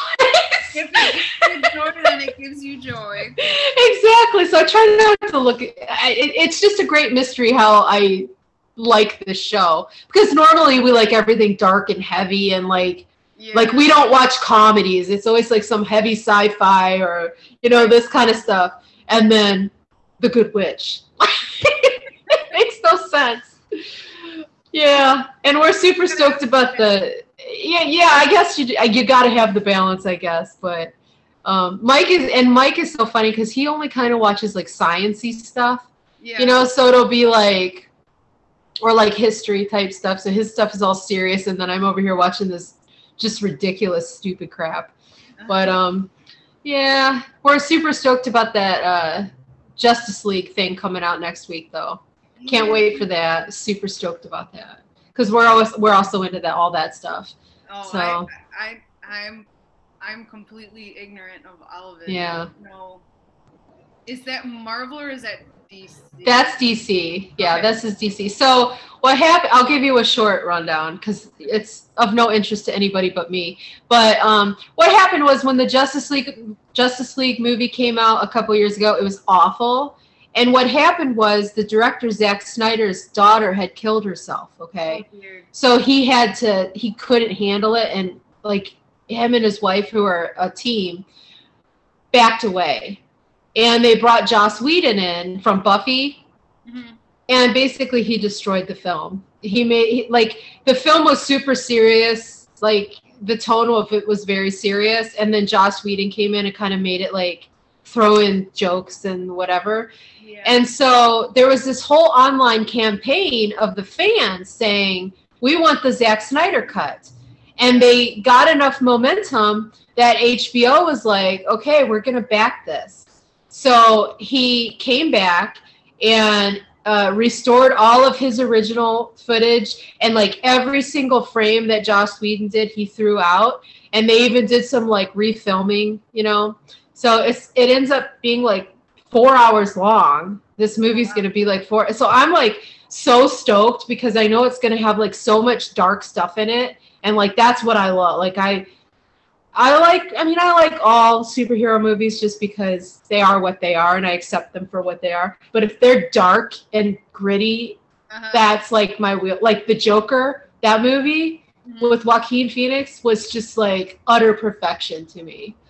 So I'm looking forward to this, and I'm hoping, like, I'm trying not to hype it too much to myself. You know, but I'm not going to be disappointed either way. I'm going to like it regardless, but I'm super excited.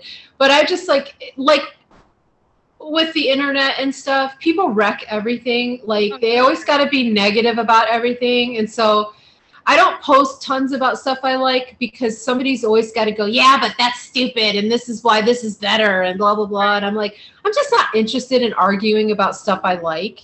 Right. Or having to justify stuff I like. At all. It's just like and what, yeah, but people always do that. Like, and they always, I don't know why. I don't know. Like, I posted this drawing of Superman the other day that Alex Ross did, and it's my favorite version of him, where he's old and he's on the farm wearing a pair of overalls. And I just love it. Like, I love that version of Superman. And people always have to make like I think they think they're being funny, but it's just like, I don't find it funny, and like, quit raining on my parade. Like, let me fangirl. Like, don't do that to me. Yeah, just let people like things. Yeah. Let people like things. I don't know. Or like having to make a smart alecky comment about something just to like take it down a peg. You know what I mean? Like, I don't do that to other people, so I don't appreciate it when, like, I ended up just deleting the post because it bummed me out so bad. I'm like, I'll just quietly stare at it over here by myself. But like, you shouldn't have to be that way, you know? It's Facebook just kind of got to I kind of been laying off Facebook, you know? Like, it's hard. It's like I keep going on there and like just seeing things, and I'm like, oh, I forgot I know you. I blocked 4 people this week. Oh, really? Yeah. People, I'm all for everybody having their own opinion. Right. 100%. Believe what you want to believe. But when people present themselves and I find out they've got garbage opinions, and I mean garbage opinions, I find it really hard to like want them in my life. Right. I have seen some ridiculous shocking on your posts. Like, I swear to God, like it's like, so if I click onto Facebook and I see that like your post is the first thing that comes up because there's like 200 comments of like some nonsense. Back away. I'm like, ooh, what's going on here? No, I don't back away. I'm like, arguing in the comments. That's hilarious. Because I've had friends say to me they won't even read my comments because they get so pissed off. Yeah, they're like, I don't know how you handle that. Like, and most of the time I'm totally cool with it. Like, you do you, it's fine. But when it starts getting like against moral, like my moral code, then I get real iffy about it. Or like earlier in the week, this guy that just just casually would comment here and there, make posts, like nothing to even note comment wise, just random comments. All of a sudden my phone starts ringing and he's trying to video message me, and I cancel it because I don't do that to my mother. I'm not doing it to a random person on the internet. Right. And I'm working. So he keeps calling back and he's like basically demanding that I talk to him, and I'm like, no. And then he sent me $20 through the thing. Like, it was so weird.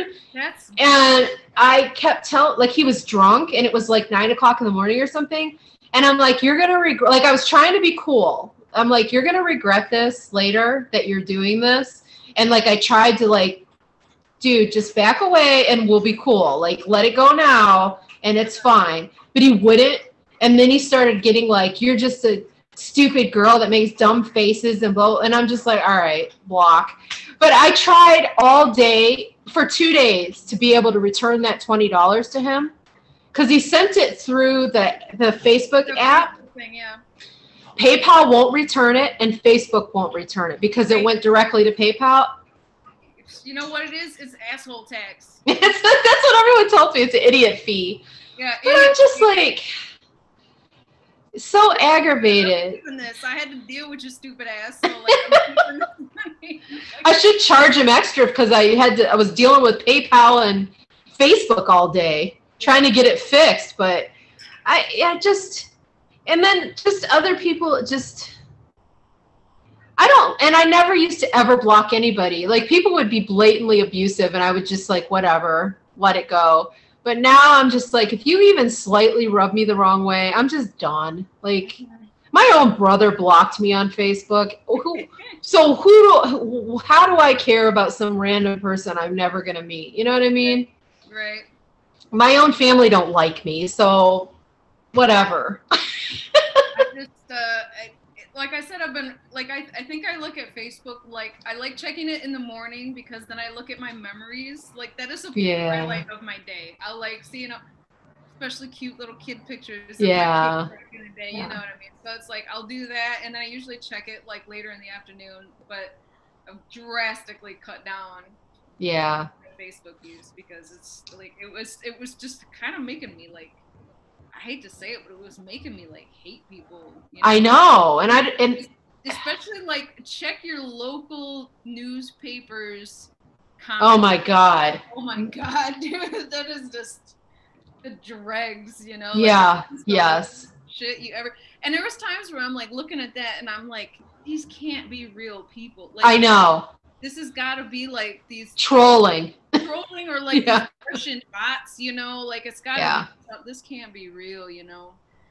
Because there was a while there where I was like looking at, you know, because I noticed that there would be like a particular group of people that would always be just, you know, being horribly incendiary in these comments and just sounding ignorant as shit, you know. And it's like I'd go click on their profile and their profiles were all eerily the same. Yeah. Cover photo would be like a picture of like some kids playing or like somebody on a four-wheeler or something, and an American flag somewhere. Yeah. And then like the profile pic looks all the same, and there's an American flag somewhere in there, and I'm like, this is like a bot. Yeah. You know? It's just like their purpose to go and start shit in these comments, you know, and just make it look like we're more divided than we actually are. I believe that for sure. Although I do think that there are real people with those beliefs. But for sure, you know, because this is funny too. Like, I follow this local weatherman. He seems like a nice guy. So I started following his Facebook page. And everything, like, all he ever does is post memes. And they're always, like, innocuous, like, nothing racy, nothing, you know. He's a weather guy, okay? Right. He's not going to be doing anything offensive. Right. Every single time in the comments, it would turn, this was prior to the election.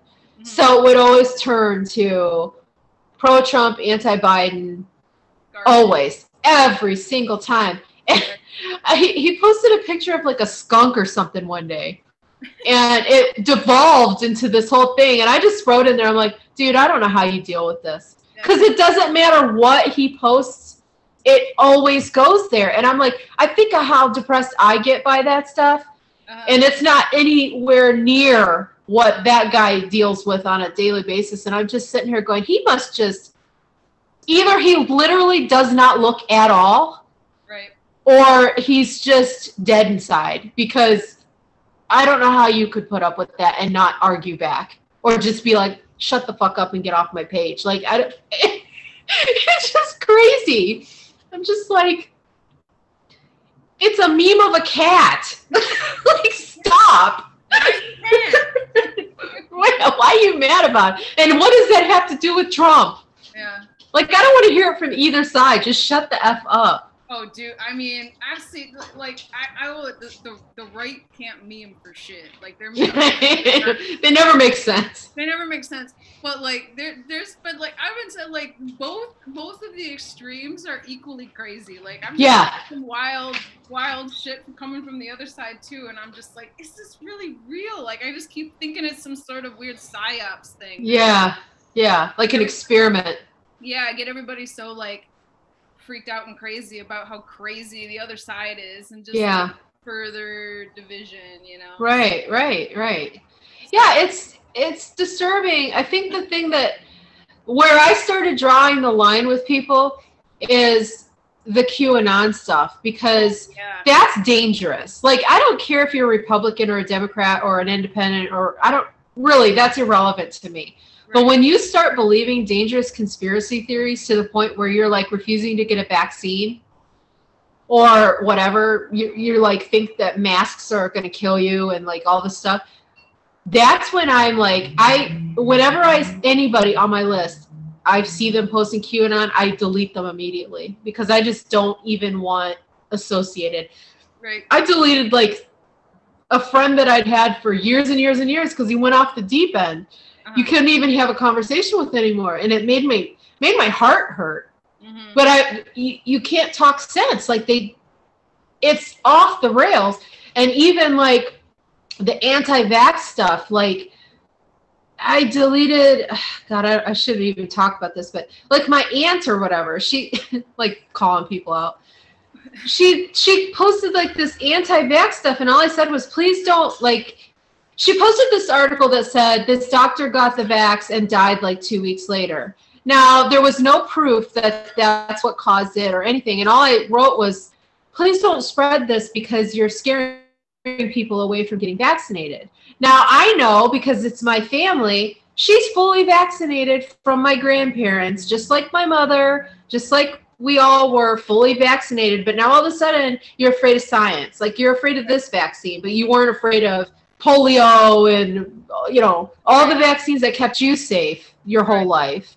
And so she started arguing about it and was just like, well, I'm not taking this vaccine. And I'm just like, I'm done. Like, I can love you from afar. We just can't be like this anymore, you know? It's that, like, the older generation kind of has this, like, selfish, fuck you, I got mine kind of attitude. Yeah. It's just like, well, it was fine for me.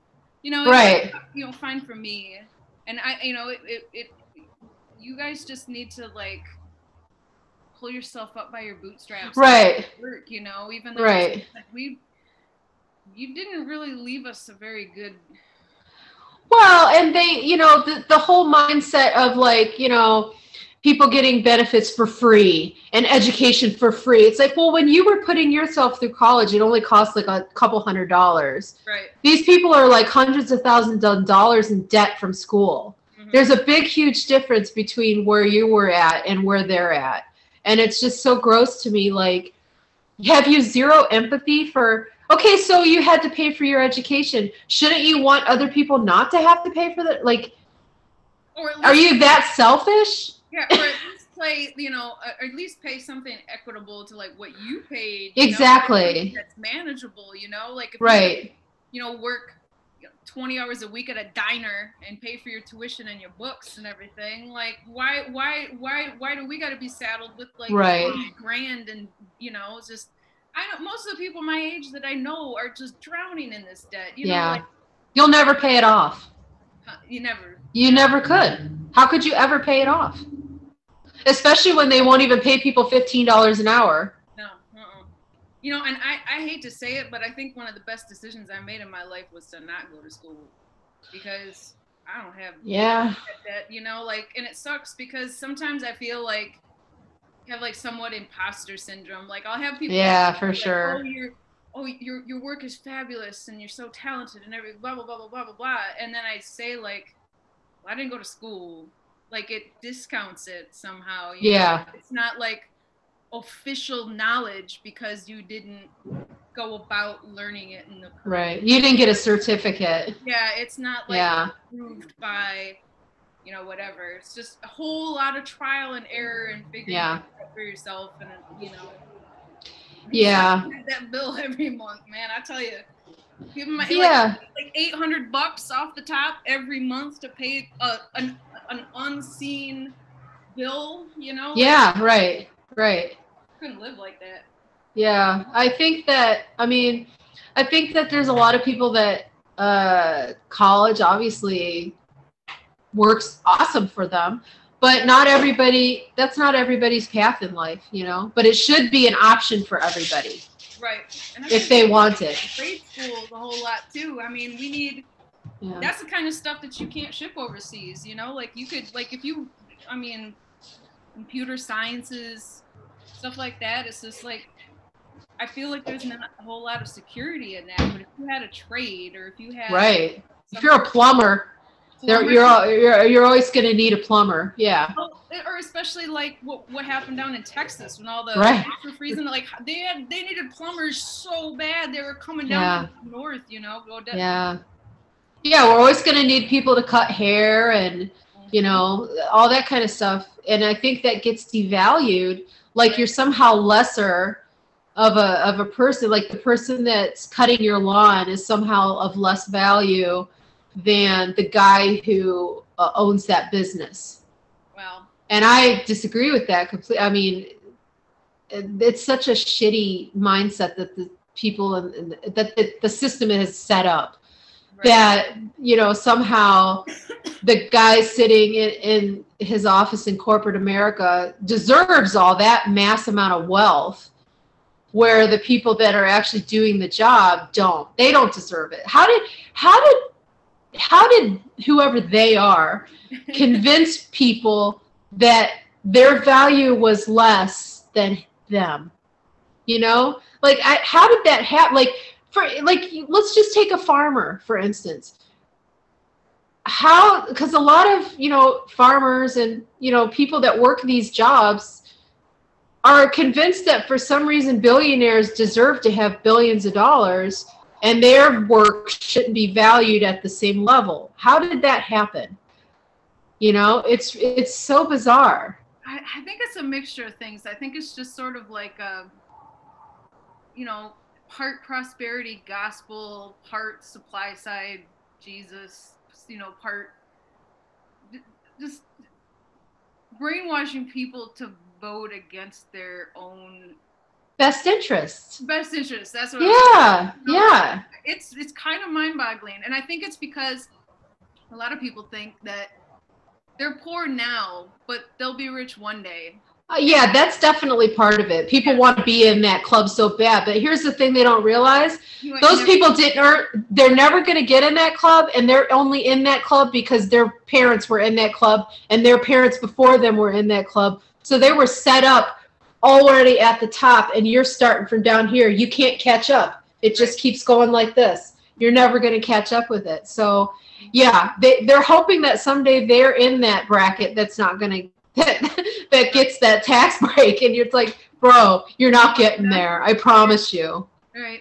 Well, when you get there, maybe you can argue, you know, for tax cuts or something. But right now, I think you should just sit down and be humble, because it's so bizarre. Mm-hmm. You know, like I mean. The past 4 years have been like just this really interesting like social experiment almost, you know, like if I was a psychiatrist or something like that, I would just be like brain overload with like just all the crazy stuff you're seeing, you know, like the constant gaslighting. Yeah. Like you're not really seeing what you're seeing. It's an illusion. It's like the Wizard of Oz. Like don't believe what your eyes are actually looking at. So strange. It is. And like even common sense, like if you really break it down, like take politics out of it completely. Do you believe that children should have food on the table? Yeah. Who would say no? Who would say no? Do you believe that if you're sick, you should be able to go to the doctor? Who would say no? But as soon as they start saying, well, that's a leftist idea, or you know, how is that a leftist idea? It's so bizarre to me. Or if you start, you know, specifying what kind of kids you're talking about. Should poor kids be able to eat? Like, right. Oh, well, that's, you know. Their parents are lazy. Yeah, their parents have a decision. And like, why should I have to pay for blah, blah, blah, blah, blah. If you can't feed them, don't breed them. Like, right. Have you ever seen that? That's like a bumper sticker. Like, I've seen that on the back of a truck one time. It was just like, dude, you see, like. That's disgusting. When did like being an asshole become like a political ideology? That's just it. It's yeah. I don't understand. I don't know when that happened. Well, just like I saw this meme the other day, and it was like, it's hard. I can't remember the specific wording, but the point of it was when they're trying to there's like a white person or whatever, and they're like trying to cancel my culture, but it's a racist thing. So you're saying your culture is racist. Right. So yeah, society wants to put it into like racist stuff, but you're saying that's your culture. You're really just admitting that you're a racist, and you're proud of it, and you don't want anybody to change that. Right. You know, it's just the whole thing is just bizarre. Like if you actually remove your emotions from it and just try to view it from like a observer, it's very head scratching. And like the whole thing of why, okay, so I'm a Christian. I don't need to go into all that details because it's irrelevant to anybody but me. So from my mindset, it makes no sense to me that you would follow a Donald Trump and his ilk, because they don't represent Christian values at all. Right. Zero. None of it. Yeah. And yet a guy like Bernie Sanders does represent Christ-like values. Exactly. But yet he's like scary. He's going to ruin our country. And I'm like, remove yourself from the situation. One side is saying you have to earn food. You have to, you don't deserve to go to the doctor unless you have the money to pay for it, et cetera, et cetera, et cetera. The other side is saying we want to make education affordable for people. We want to provide medicine for people. How, like, which one's really more Christ-like there? And so it's mind-boggling to me that they demonize that socialist, the evil socialist, and it's so weird to me. It's so like I can't wrap my mind around it, to the point where it's like there has to be a word for that kind of a person and my kind of a person, because I'm not the only Christian that feels this way. Oh, lots.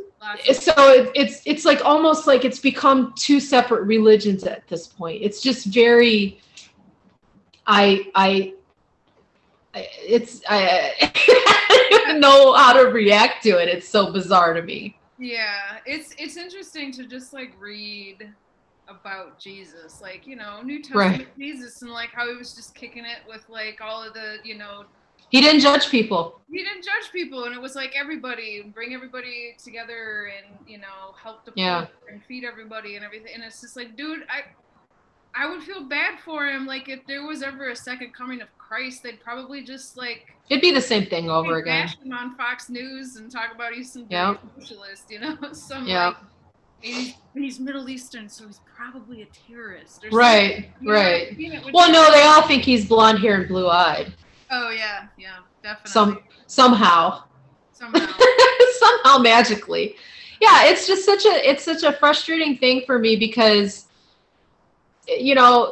automatically if you say you're a Christian, you sort of get lumped in with that whole thing, and it's like, no, I'm not like that at all. It's not, it's probably more off-putting to me than it is to a non-Christian, because it baffles my mind that you could be that confused, or I don't even know what to say. Like, it can't even make sense of it.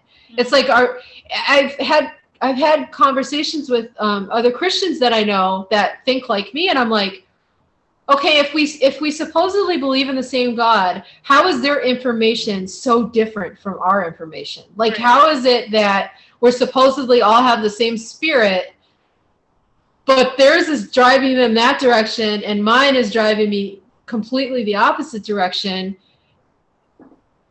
and mine seems to follow what the scripture actually says? It's very confusing to me. It is. Yeah. It's refreshing to talk to like self-aware Christians, or like people who like can say that it brings them peace, like on a personal level. You know? And then it's like, And that's what I feel that, like, spiritualism or, religion or whatever should Right. be an intensely personal thing, And Yeah. I think people who want to just rub it in other people's faces and Right. be loud and brain like donkeys about it, it's just like, I think they're kind of in it for the wrong reason. Yeah. Well, they also didn't learn the lesson, because that's not, you're supposed to, people are supposed to see Christ in you. Not, you don't yell it at them. Right. Like if you read the Bible, Jesus didn't track people down. Mm-hmm. He didn't hunt people down. They came to him. Right. He didn't, scream and holler and he sure as shit was not soliciting donations, No. Like $70 for freaking. Right. I need a jet. Yeah, I need a jet and a bunch of big houses and. It's so disturbing, and it's. I guess the thing that's disturbing to me is like people don't question it, like in the church, like it's just mind-boggling. But like you, like everything to me, it's a personal thing. I'm not going to argue about religion with anybody. You don't know what I've been through. I don't know what you've been through. You can't tell me I'm wrong for what I experienced. I can't tell you you're wrong for what you experienced. And it's obnoxious to do that. It's almost like if you just found a random person and you started an argument with them about whether pink or purple is better. Right. It's almost an opinion. It's a relative thing. It's a personal thing, and it's yeah. You can't argue about who's right, because right. everybody's right and everybody's wrong. Right. And I think that's to me that's the whole point of my belief system, is that you accept people for who they are, and you try to be a good person, and you try to be, as the saying goes, I guess, you catch more flies with honey than vinegar. If you're running around screaming and hollering at people, why would anyone want to be around you or listen to anything you have to say? Or how do you think you're going to convince anybody of it? Right, right. Like, being a dick doesn't right. It doesn't like turn hearts to you, you know what I mean? No, not at all. It makes you think like, well, if that's what you and your kind are like, then I don't want anything to do with you. Right, exactly. And like, I mean, even Christ said, I did not come to judge. If he's not doing it, who the hell are you to do it? I mean, if you believe in that religion, mm-hmm. he's the pinnacle of that religion, and you're not following his example, because he said, don't judge. So it's very bizarre. And of course, we're all flawed. We all make mistakes, yada, yada, yada. That's a fact. I'm not nice every day. It happens. Well, I try. You've been very nice to me tonight. Well, thank you. Imagine if I wasn't. I was so nervous. I was like, I hope she's nice. Aw, can you imagine if I was just mean? Like, what would be the point? I know that would be odd. I just have people on to yell at them. Yeah. You're so stupid. No. I just wanted to tell you in person that I think. Yeah, right. I'm always kind of afraid of that, because so far everybody I've known, like I've known them. So I know what I'm getting when I talk to people, but there's like, I don't really know you that well. So we don't really know what we were going to be like talking to each other. It could have been awkward, and like we both sit here and stare at each other, and so now that I'm starting to get into people that I don't know as well, I'm always like, what if I find out, like, what if someone comes on and they're just a jerk? Uh-huh. And start dropping the N-word like left or right. Well, I actually have a plan for that, and I would just not air. Like, I would cut it off and be done. Like, or you should just air it and destroy them, dude. Like, just put it all over the internet. There's that option too. There's that option too, and it's always there. That's when you gotta just put the devil horns on. Yeah. And be like, I will destroy you. Yeah, I think there's a fine line between slipping up. Like, for instance, there's been a couple times where people sort of slipped up and said things jokingly that I knew people would not let be a joke. Mm-hmm. So I just cut it out, because I'm like, this person, I know this person, and I know that what they said was a joke. Yeah. And so that's different than somebody just full on being a racist. I think if somebody was like a full on racist, I probably would, because I generally tell people up front, there's no editing, so whatever you say, is you're gonna suffer the repercussions for it one way or the other. Well, so that's the funny part about the whole like First Amendment. Well, I have freedom of speech. I can say whatever I want. It's like, dude, you sure can. You sure can. But I can use my freedom of speech to call you a fucking asshole, and the rest of the people on the internet that see this shit, you might get fired. Yeah, you might get fired. It's freedom of speech, not freedom of repercussions. Yeah, exactly. You need to. It's like talking about like we should tolerate you, but you don't really want to tolerate us. Like it's an insane hypocrisy. Yeah, it's astounding.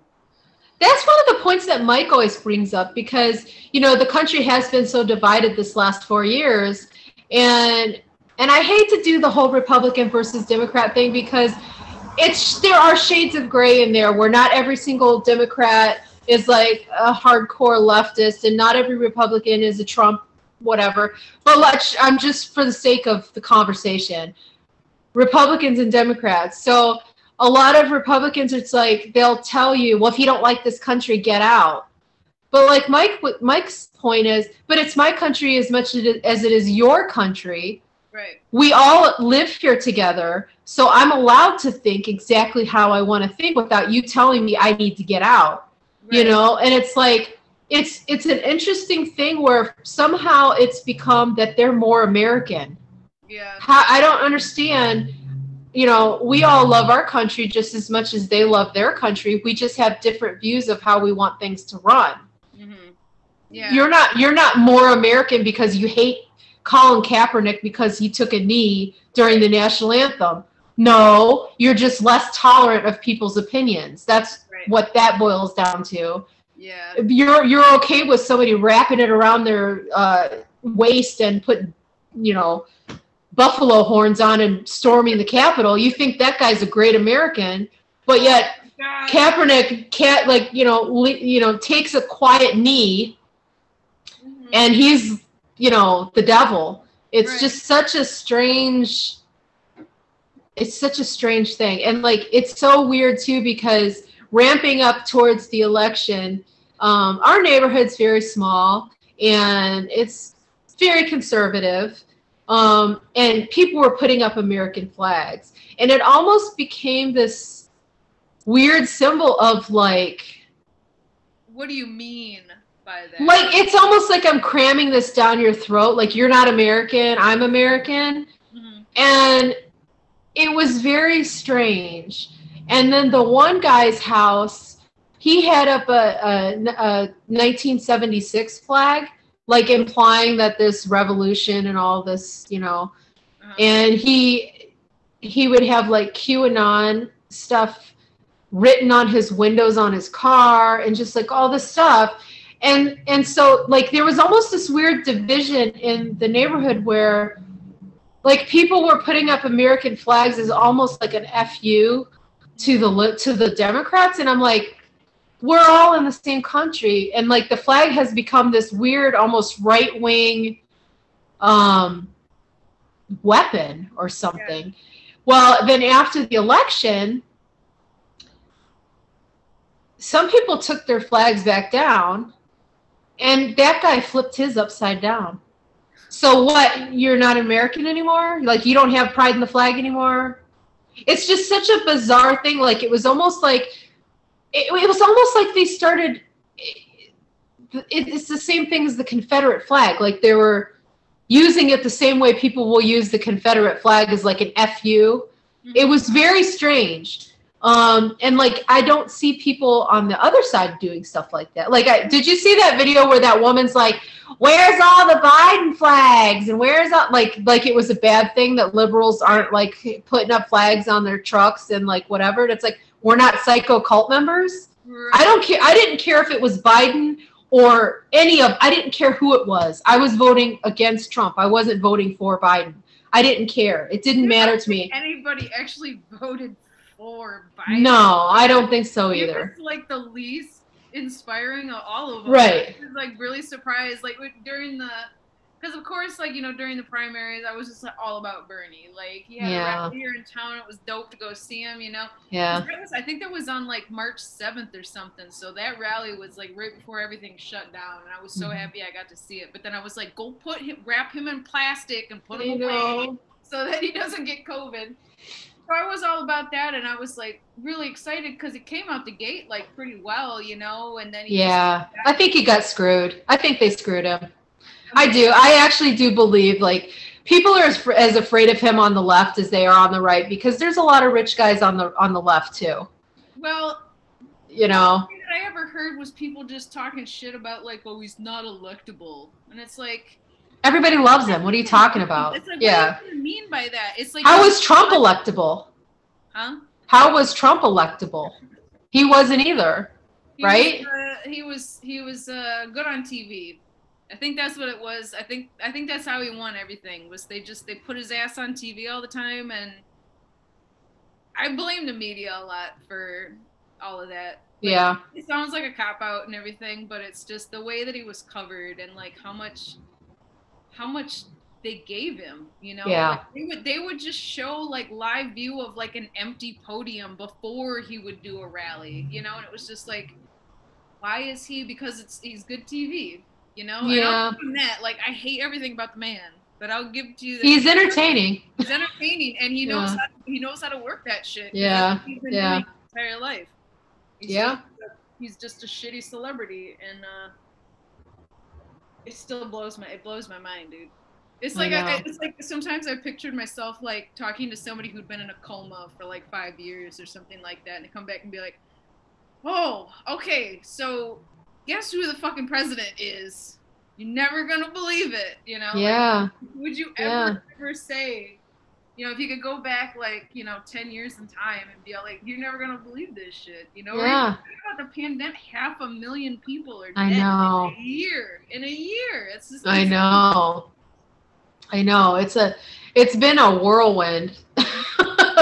Yeah, it's like we all just need some like normal, you know? Yeah. Some Dusty Joe to put us to sleep. Yeah. I'm fine. I'm fine with it. No drama. We don't want drama. Just chill, dude. The speech that he gave last night, like, dude, I had to turn the volume up because I could barely hear him. I'm like, damn, dude. I don't even watch anymore because I don't care. Yeah, I just don't care. I just catch it because I'm like, well, they're going to be talking about this on the news tomorrow. So, yeah. Or sometimes I'll watch it and I'll just be like, let's just make sure he doesn't, like, fall asleep or do something. I'm so used to it being like, oh shit, we gotta watch. He might do something crazy. I know, like the soap opera. This is totally like every morning, while I work, I would turn on Young Turks on YouTube and watch whatever crazy shit happened the day before. Every day there would be something outlandish, you know, and it was like this weird form of entertainment, like shock TV. Kind of.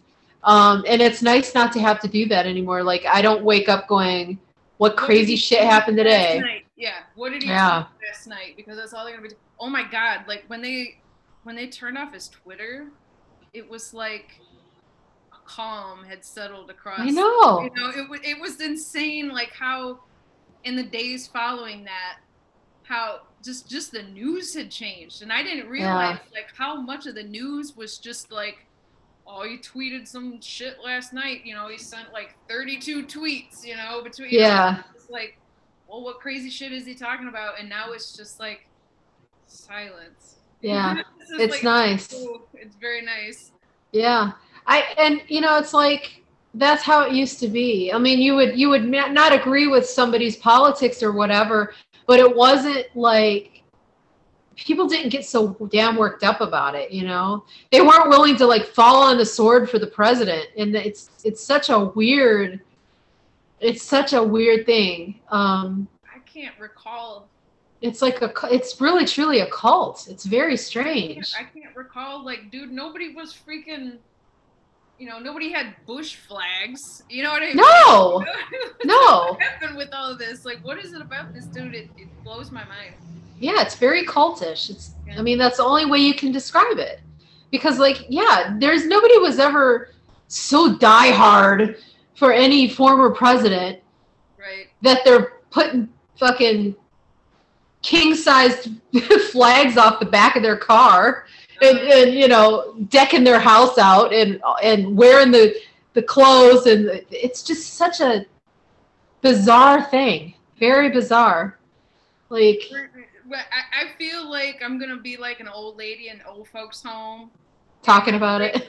Yeah, my great granddaughter or something's gonna come visit, and she's gonna be all like, "Grandma, I have to write a report about Trump era," and I'll be all like, "Girl." I'll be all like, "Let me get the whiskey out real quick. Sit down, I got a story to tell you." Yeah, it'll be like how, you know, the older generation talked about World War II or whatever.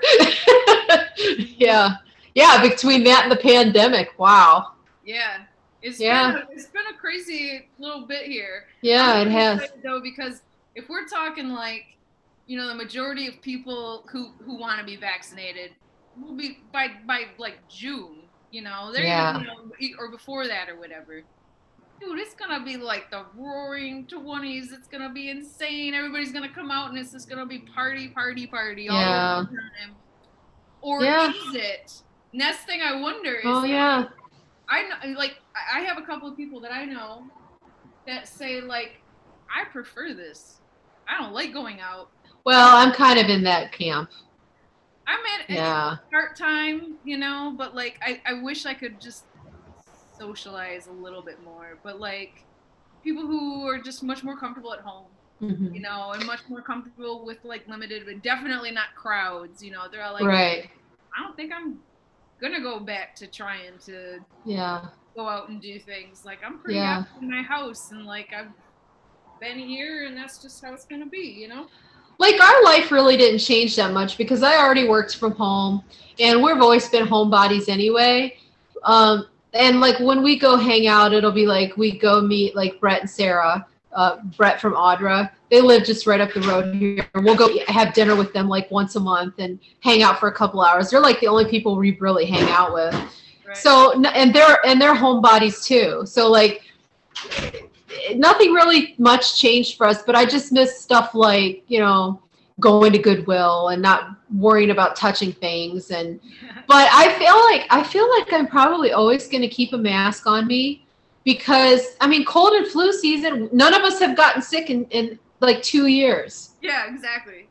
So, I was noticing that. I was just like, dude, nobody had a cold, nobody had the flu, that, you know, and it's just like, well, it works. And I just feel like, if you're sick, you know. Put the mask on. Put the fucking mask. Like, it's polite. You're going to, like, Asian countries do it all the goddamn time, you know, because it's polite, because they believe in, like, not spreading germs. Benefit, you know, it's not just about like you and what you want to do, you know. Right. So I'm just like, yeah, I think that's something that's definitely gonna stick around. Masks are gonna stick around, you know. And like stupid stuff that you didn't think about before, like, you know, you go to the store, you buy a bottle of pop or a can of pop or whatever, and you don't wipe it off and you just drink it. Like, that's insane to me now. Yeah. Well, like, you see that in like old movies or TV shows, like people being real close or like even sharing drinks, and you're like, what are you doing? Yeah, totally.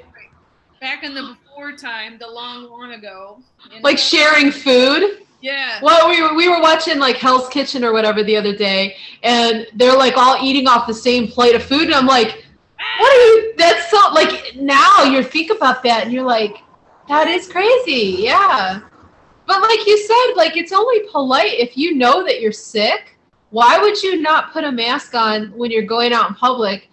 Otherwise, you're willfully spreading your germs all over the place. Kind of makes me feel like a dick, because I know I've done that. Of course. We've all done it. Or go to work sick. You know, we've all done it. All of us. I mean, at the beginning of this, we did it because back, like, end of January, like right before they knew what this was, all three of us got sick. And it was the weirdest sickness. Like, it was unlike any sickness we'd had before. And like I said, I work from home, so I didn't do this just because I work from home. But like, Dirk got sick first, and he had a temperature one day, so I kept him home. The next day, his temperature came down, so I sent him right back to school. And then the next day, he had the temperature again, so I kept him at home again. And then the following day, he didn't have it, and I sent him back to school. Same thing happened to Mike. He was sick. He got the exact same sickness. He still went to work. So I'm positive we had COVID. And we all, I mean, we're taught not to stay home. You don't call off work unless you're fucking dying, basically. Right. So we all, you know, people that I worked with, everybody thought they just had the flu and they were all at work, which was crazy. Like, don't go to work with the flu either, dummy. Right. But that's just how we are. I mean, we're trained. You don't call off work. You go to work, whether you're sick or not. And especially because most jobs are, you know, you're not staffed. So if you're not there, you know, it causes huge impact. Right. Yeah. Meanwhile, you're getting them all sick. Yeah. But yeah, I don't know.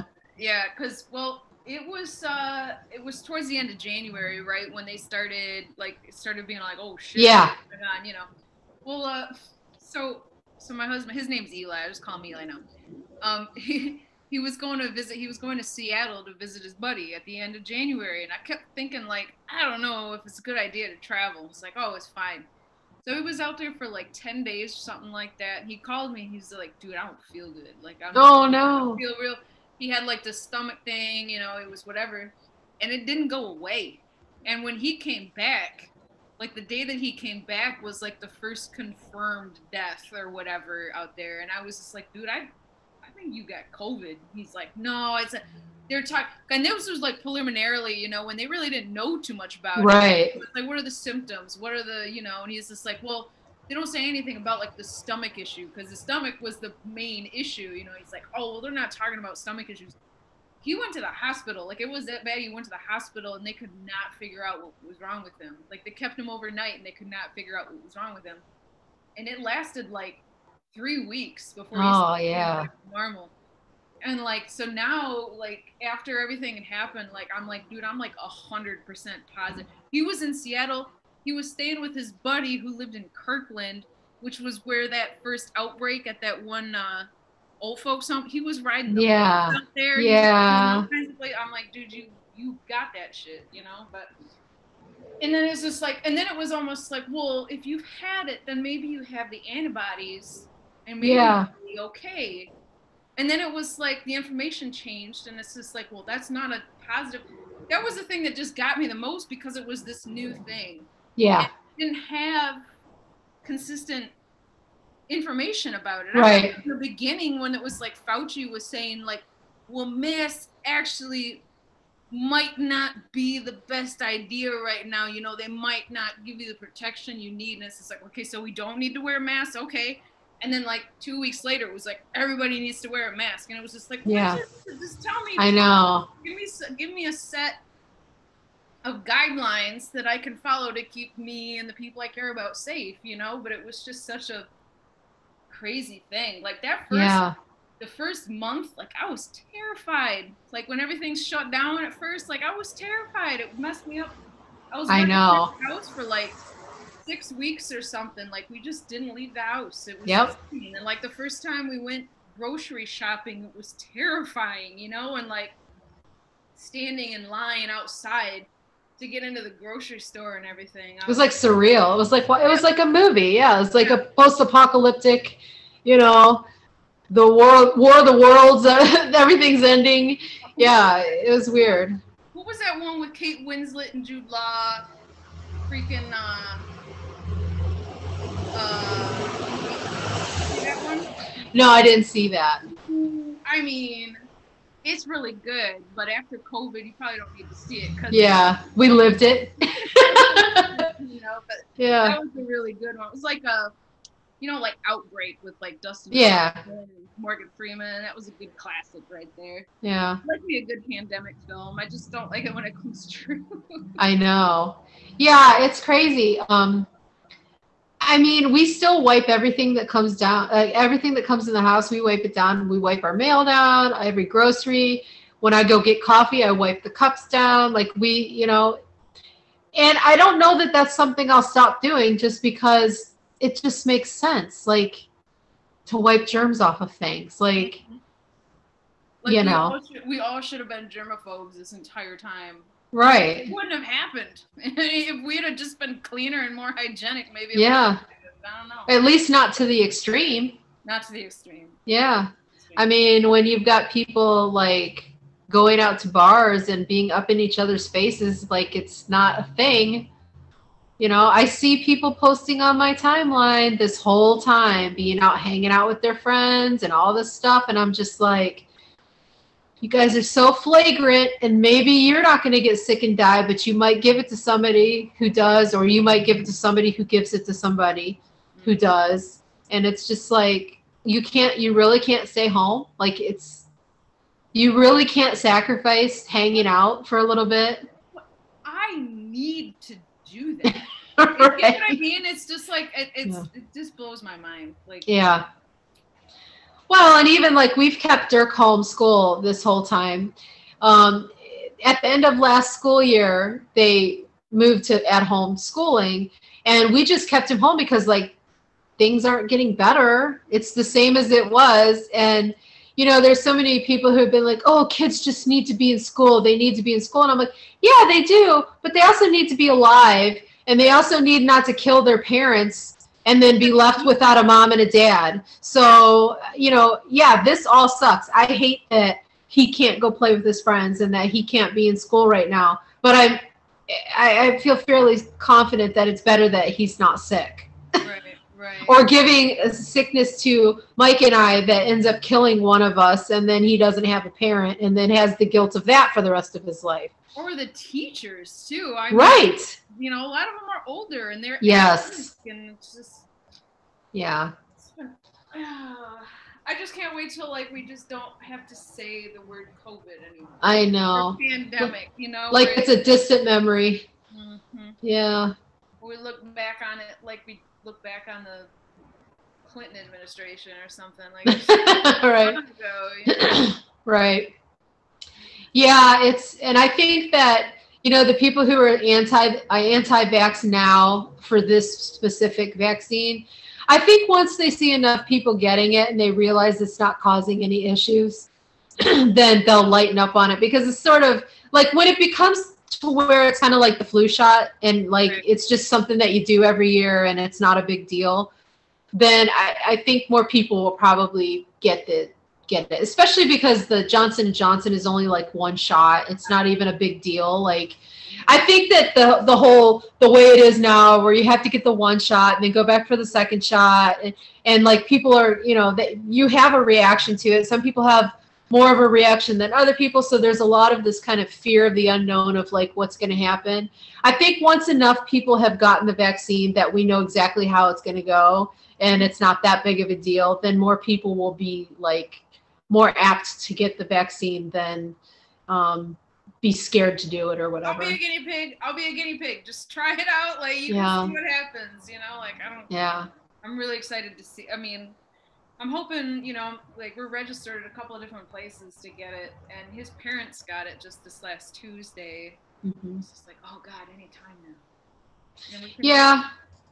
Go on with our lives. Yeah, hang out and like, because we'll like do family things like once every couple of weeks where we hang out outside and like it's this whole socially distanced thing. And mind you, it's been like in the single digits. I was gonna say it's cold. Like huddling around a fire as much as you can huddle with like being spaced out and everything, and it's just like, oh my God, if we could just be in your living room by that fireplace right now, like, oh my God, can we? Yeah. Get back to normal. It's getting close though. Like, it's such a relief that Mike's fully vaccinated, especially because he has type 1 diabetes, so he's in that risk, you know. And so it's like it's such a relief knowing that he's at least safe from it. Right. And I'm just waiting for mine, which should be any time now. And you know, it's like, you know, I don't like taking medicine, and I'm scared to get the shot. I'm scared of taking anything that I've never had before, because you never know how you're going to react to it. Right. But you just have to have faith in that the science is solid and you're going to be okay. You know what I mean? It definitely beats the alternative. I have some friends who are RNs who have been on the front lines of this stuff in the hospitals, and it's like just hearing the horror stories of what they've faced. I don't want to be in that situation. I don't want anybody that I care about to be in that situation, because it's not good. My friend just lost her dad a couple weeks ago. They couldn't even be in with him to say goodbye. And it's just like, no, we don't want to go through that. Yeah, back in May, there was like on the PBS NewsHour, they were talking to a nurse, and he said something that I thought was just so profound, because, you know, he's talking about, like, you know, the ICUs are completely full, and you have, like, you know, 3 or 4 people dying a day. Yeah. And he said about how, you know, just the feeling of dread that death could pick me. Like, it was just like so, like, just saying that was just like, because it's so completely, it's like the great equalizer, you know. It's like, random, yeah. Yeah, it's random, and it doesn't give a shit about what your bank account looks like, or like how many followers you have, or like anything like that. Like, it's just all just the great equalizer, and it could pick you, you know. And it just terrified me so much that it's just like, you can't see it, you can't smell it, you can't sense it in any way, shape, or form. It's this invisible, hidden menace, you know, and it's everywhere, and everybody could potentially have it. And it's just the fear of it. Yeah. That's gone, you know, like when the vaccine hits and people are just free again, it's gonna be glorious. Yeah. I want to have a big, huge, like, kumbaya circle with, like, dreadlocked hippies and drums and freaking, like, sunshine and peyote. I don't know. So it's just we're gonna have a fun time. It's gonna be great. Ayahuasca. You're funny. I think you have to wear a diaper when you do ayahuasca. No, thank you. Really? Yeah, I'm good on all that. Like, no, thank you. You know what? I can't even, like, I'm risking things drinking this diet Dr. Pepper right here, because caffeine sometimes messes with me. If I can't even have caffeine all the time, I'm not taking no ayahuasca or mushrooms or LSD or any of that kind of stuff, because no, never really messed with any of that, because it's just like, I don't know how that's gonna mess with me. So better just be smart and, you know, drink fruity cocktails, and I know what those do. So. Exactly. Aww. Well, I guess I'm talking to you. Like, it's weird, but I kind of gotten used to, like, but it's just like a screen kind of thing, you know? Yeah, it's funny because I hate talking on the phone, and I went for years, like, I talked to my mom on the phone maybe 4 times a year. It's just not, I hate talking on the phone. And I don't know why or how I decided this would be a good idea. But I probably because of the pandemic and everybody's at home, and, like, really the only human interaction you get outside of the people that live in your house is online. And then I have a friend who does a podcast, and I just thought, like, kind of jokingly said, I should do a podcast and just, like, not do any research, because he does meticulous research and hours of research and all this stuff. And I'm like, I should just do it and, like, not know anything about anything. Don't know anything about the person. Don't look up anything about them. Let them talk about whatever they want to talk about. Do no editing, no lighting, nothing special, and just do that. And I'm like, that would be fun. Like, that would be fun. And so, and it's funny because I started doing these, and it's been, like, super fun. And, I mean, I don't know if anybody else outside of me and, like, the person I'm talking to enjoys it, but but we're having fun, so who cares? I'm having a great time. I would be probably watching random YouTube videos and, like, drinking beers and, like, hanging out with my cat or something, you know what I mean? So it's cool. But it's funny because at the same time this happened, at work, they've decided that they're going to do away with, like, 85% of my department. And so we're in the process of training people to take our jobs, essentially. Oh, what? And so, yeah, it's kind of crazy. So, yeah. So they tapped me as a trainer. So I'm training 6 people online every day, like, for 7 hours every single day. And so weirdly, this has helped me transition into doing that and being less nervous about it. And thankfully, I don't have to be on camera, you know, with them. Right. But so it weirdly coalesced at the same time, and so this has helped me be less nervous about doing that and vice versa. So like I used to get super nervous, and like, I mean, I still get a little bit nervous talking to people, obviously. That's normal. But before I used to get like major social anxiety about it. Yeah. And now I'm just kind of like, I still do it in person. Like if we were sitting down in person, I would be a lot more nervous than this. But I don't know. It's actually been a good thing. So I don't know. We'll see. Horizons and yes. Times. Yeah. Yeah. You gotta stretch yourself, I think, sometimes and get outside of your comfort zone. But shizzle. Yeah. For shizzle.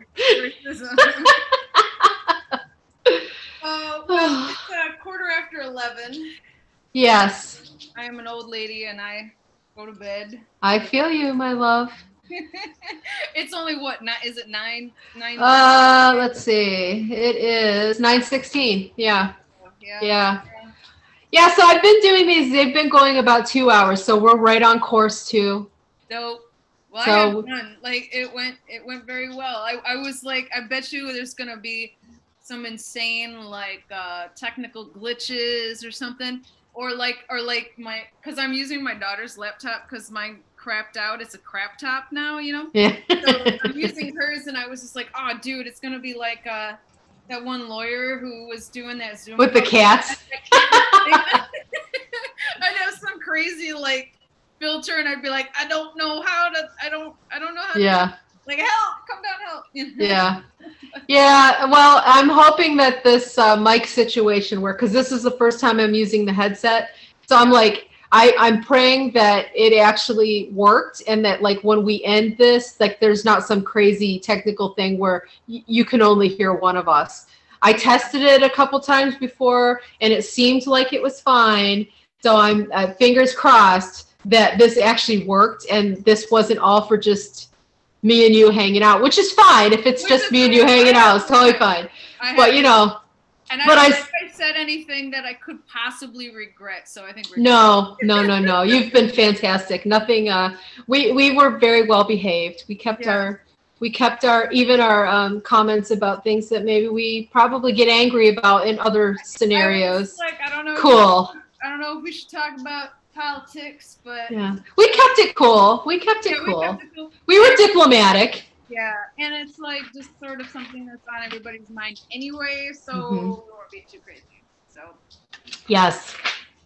Well, I have very much enjoyed spending time with you this evening, and you're so beautiful, and your work is really beautiful. So send me any links that you want me to post in the show notes. Oh, and I was told from my son to please start asking people to go follow his YouTube channel. So I'm telling everybody right now, I'll put a link. Like and subscribe. Like and subscribe. Smash that like button. Yes, please smash, hip thrust that like button.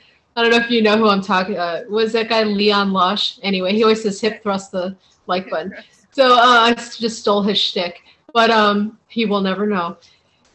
But yeah, so I'm throwing a shout out to my son Dirk. So I'll put his link in the description, and anything at all you want me to link to, just send me a DM with your information, and I'll get it hooked up. And enjoy your springtime that's about to blossom up there, and get back outside. We're about to get third winter, because there's first winter and then second winter, and then we get like the first little like tease of spring where everybody gets all excited, and then like old man winter comes back. Yeah. With, like the old right left. Yeah.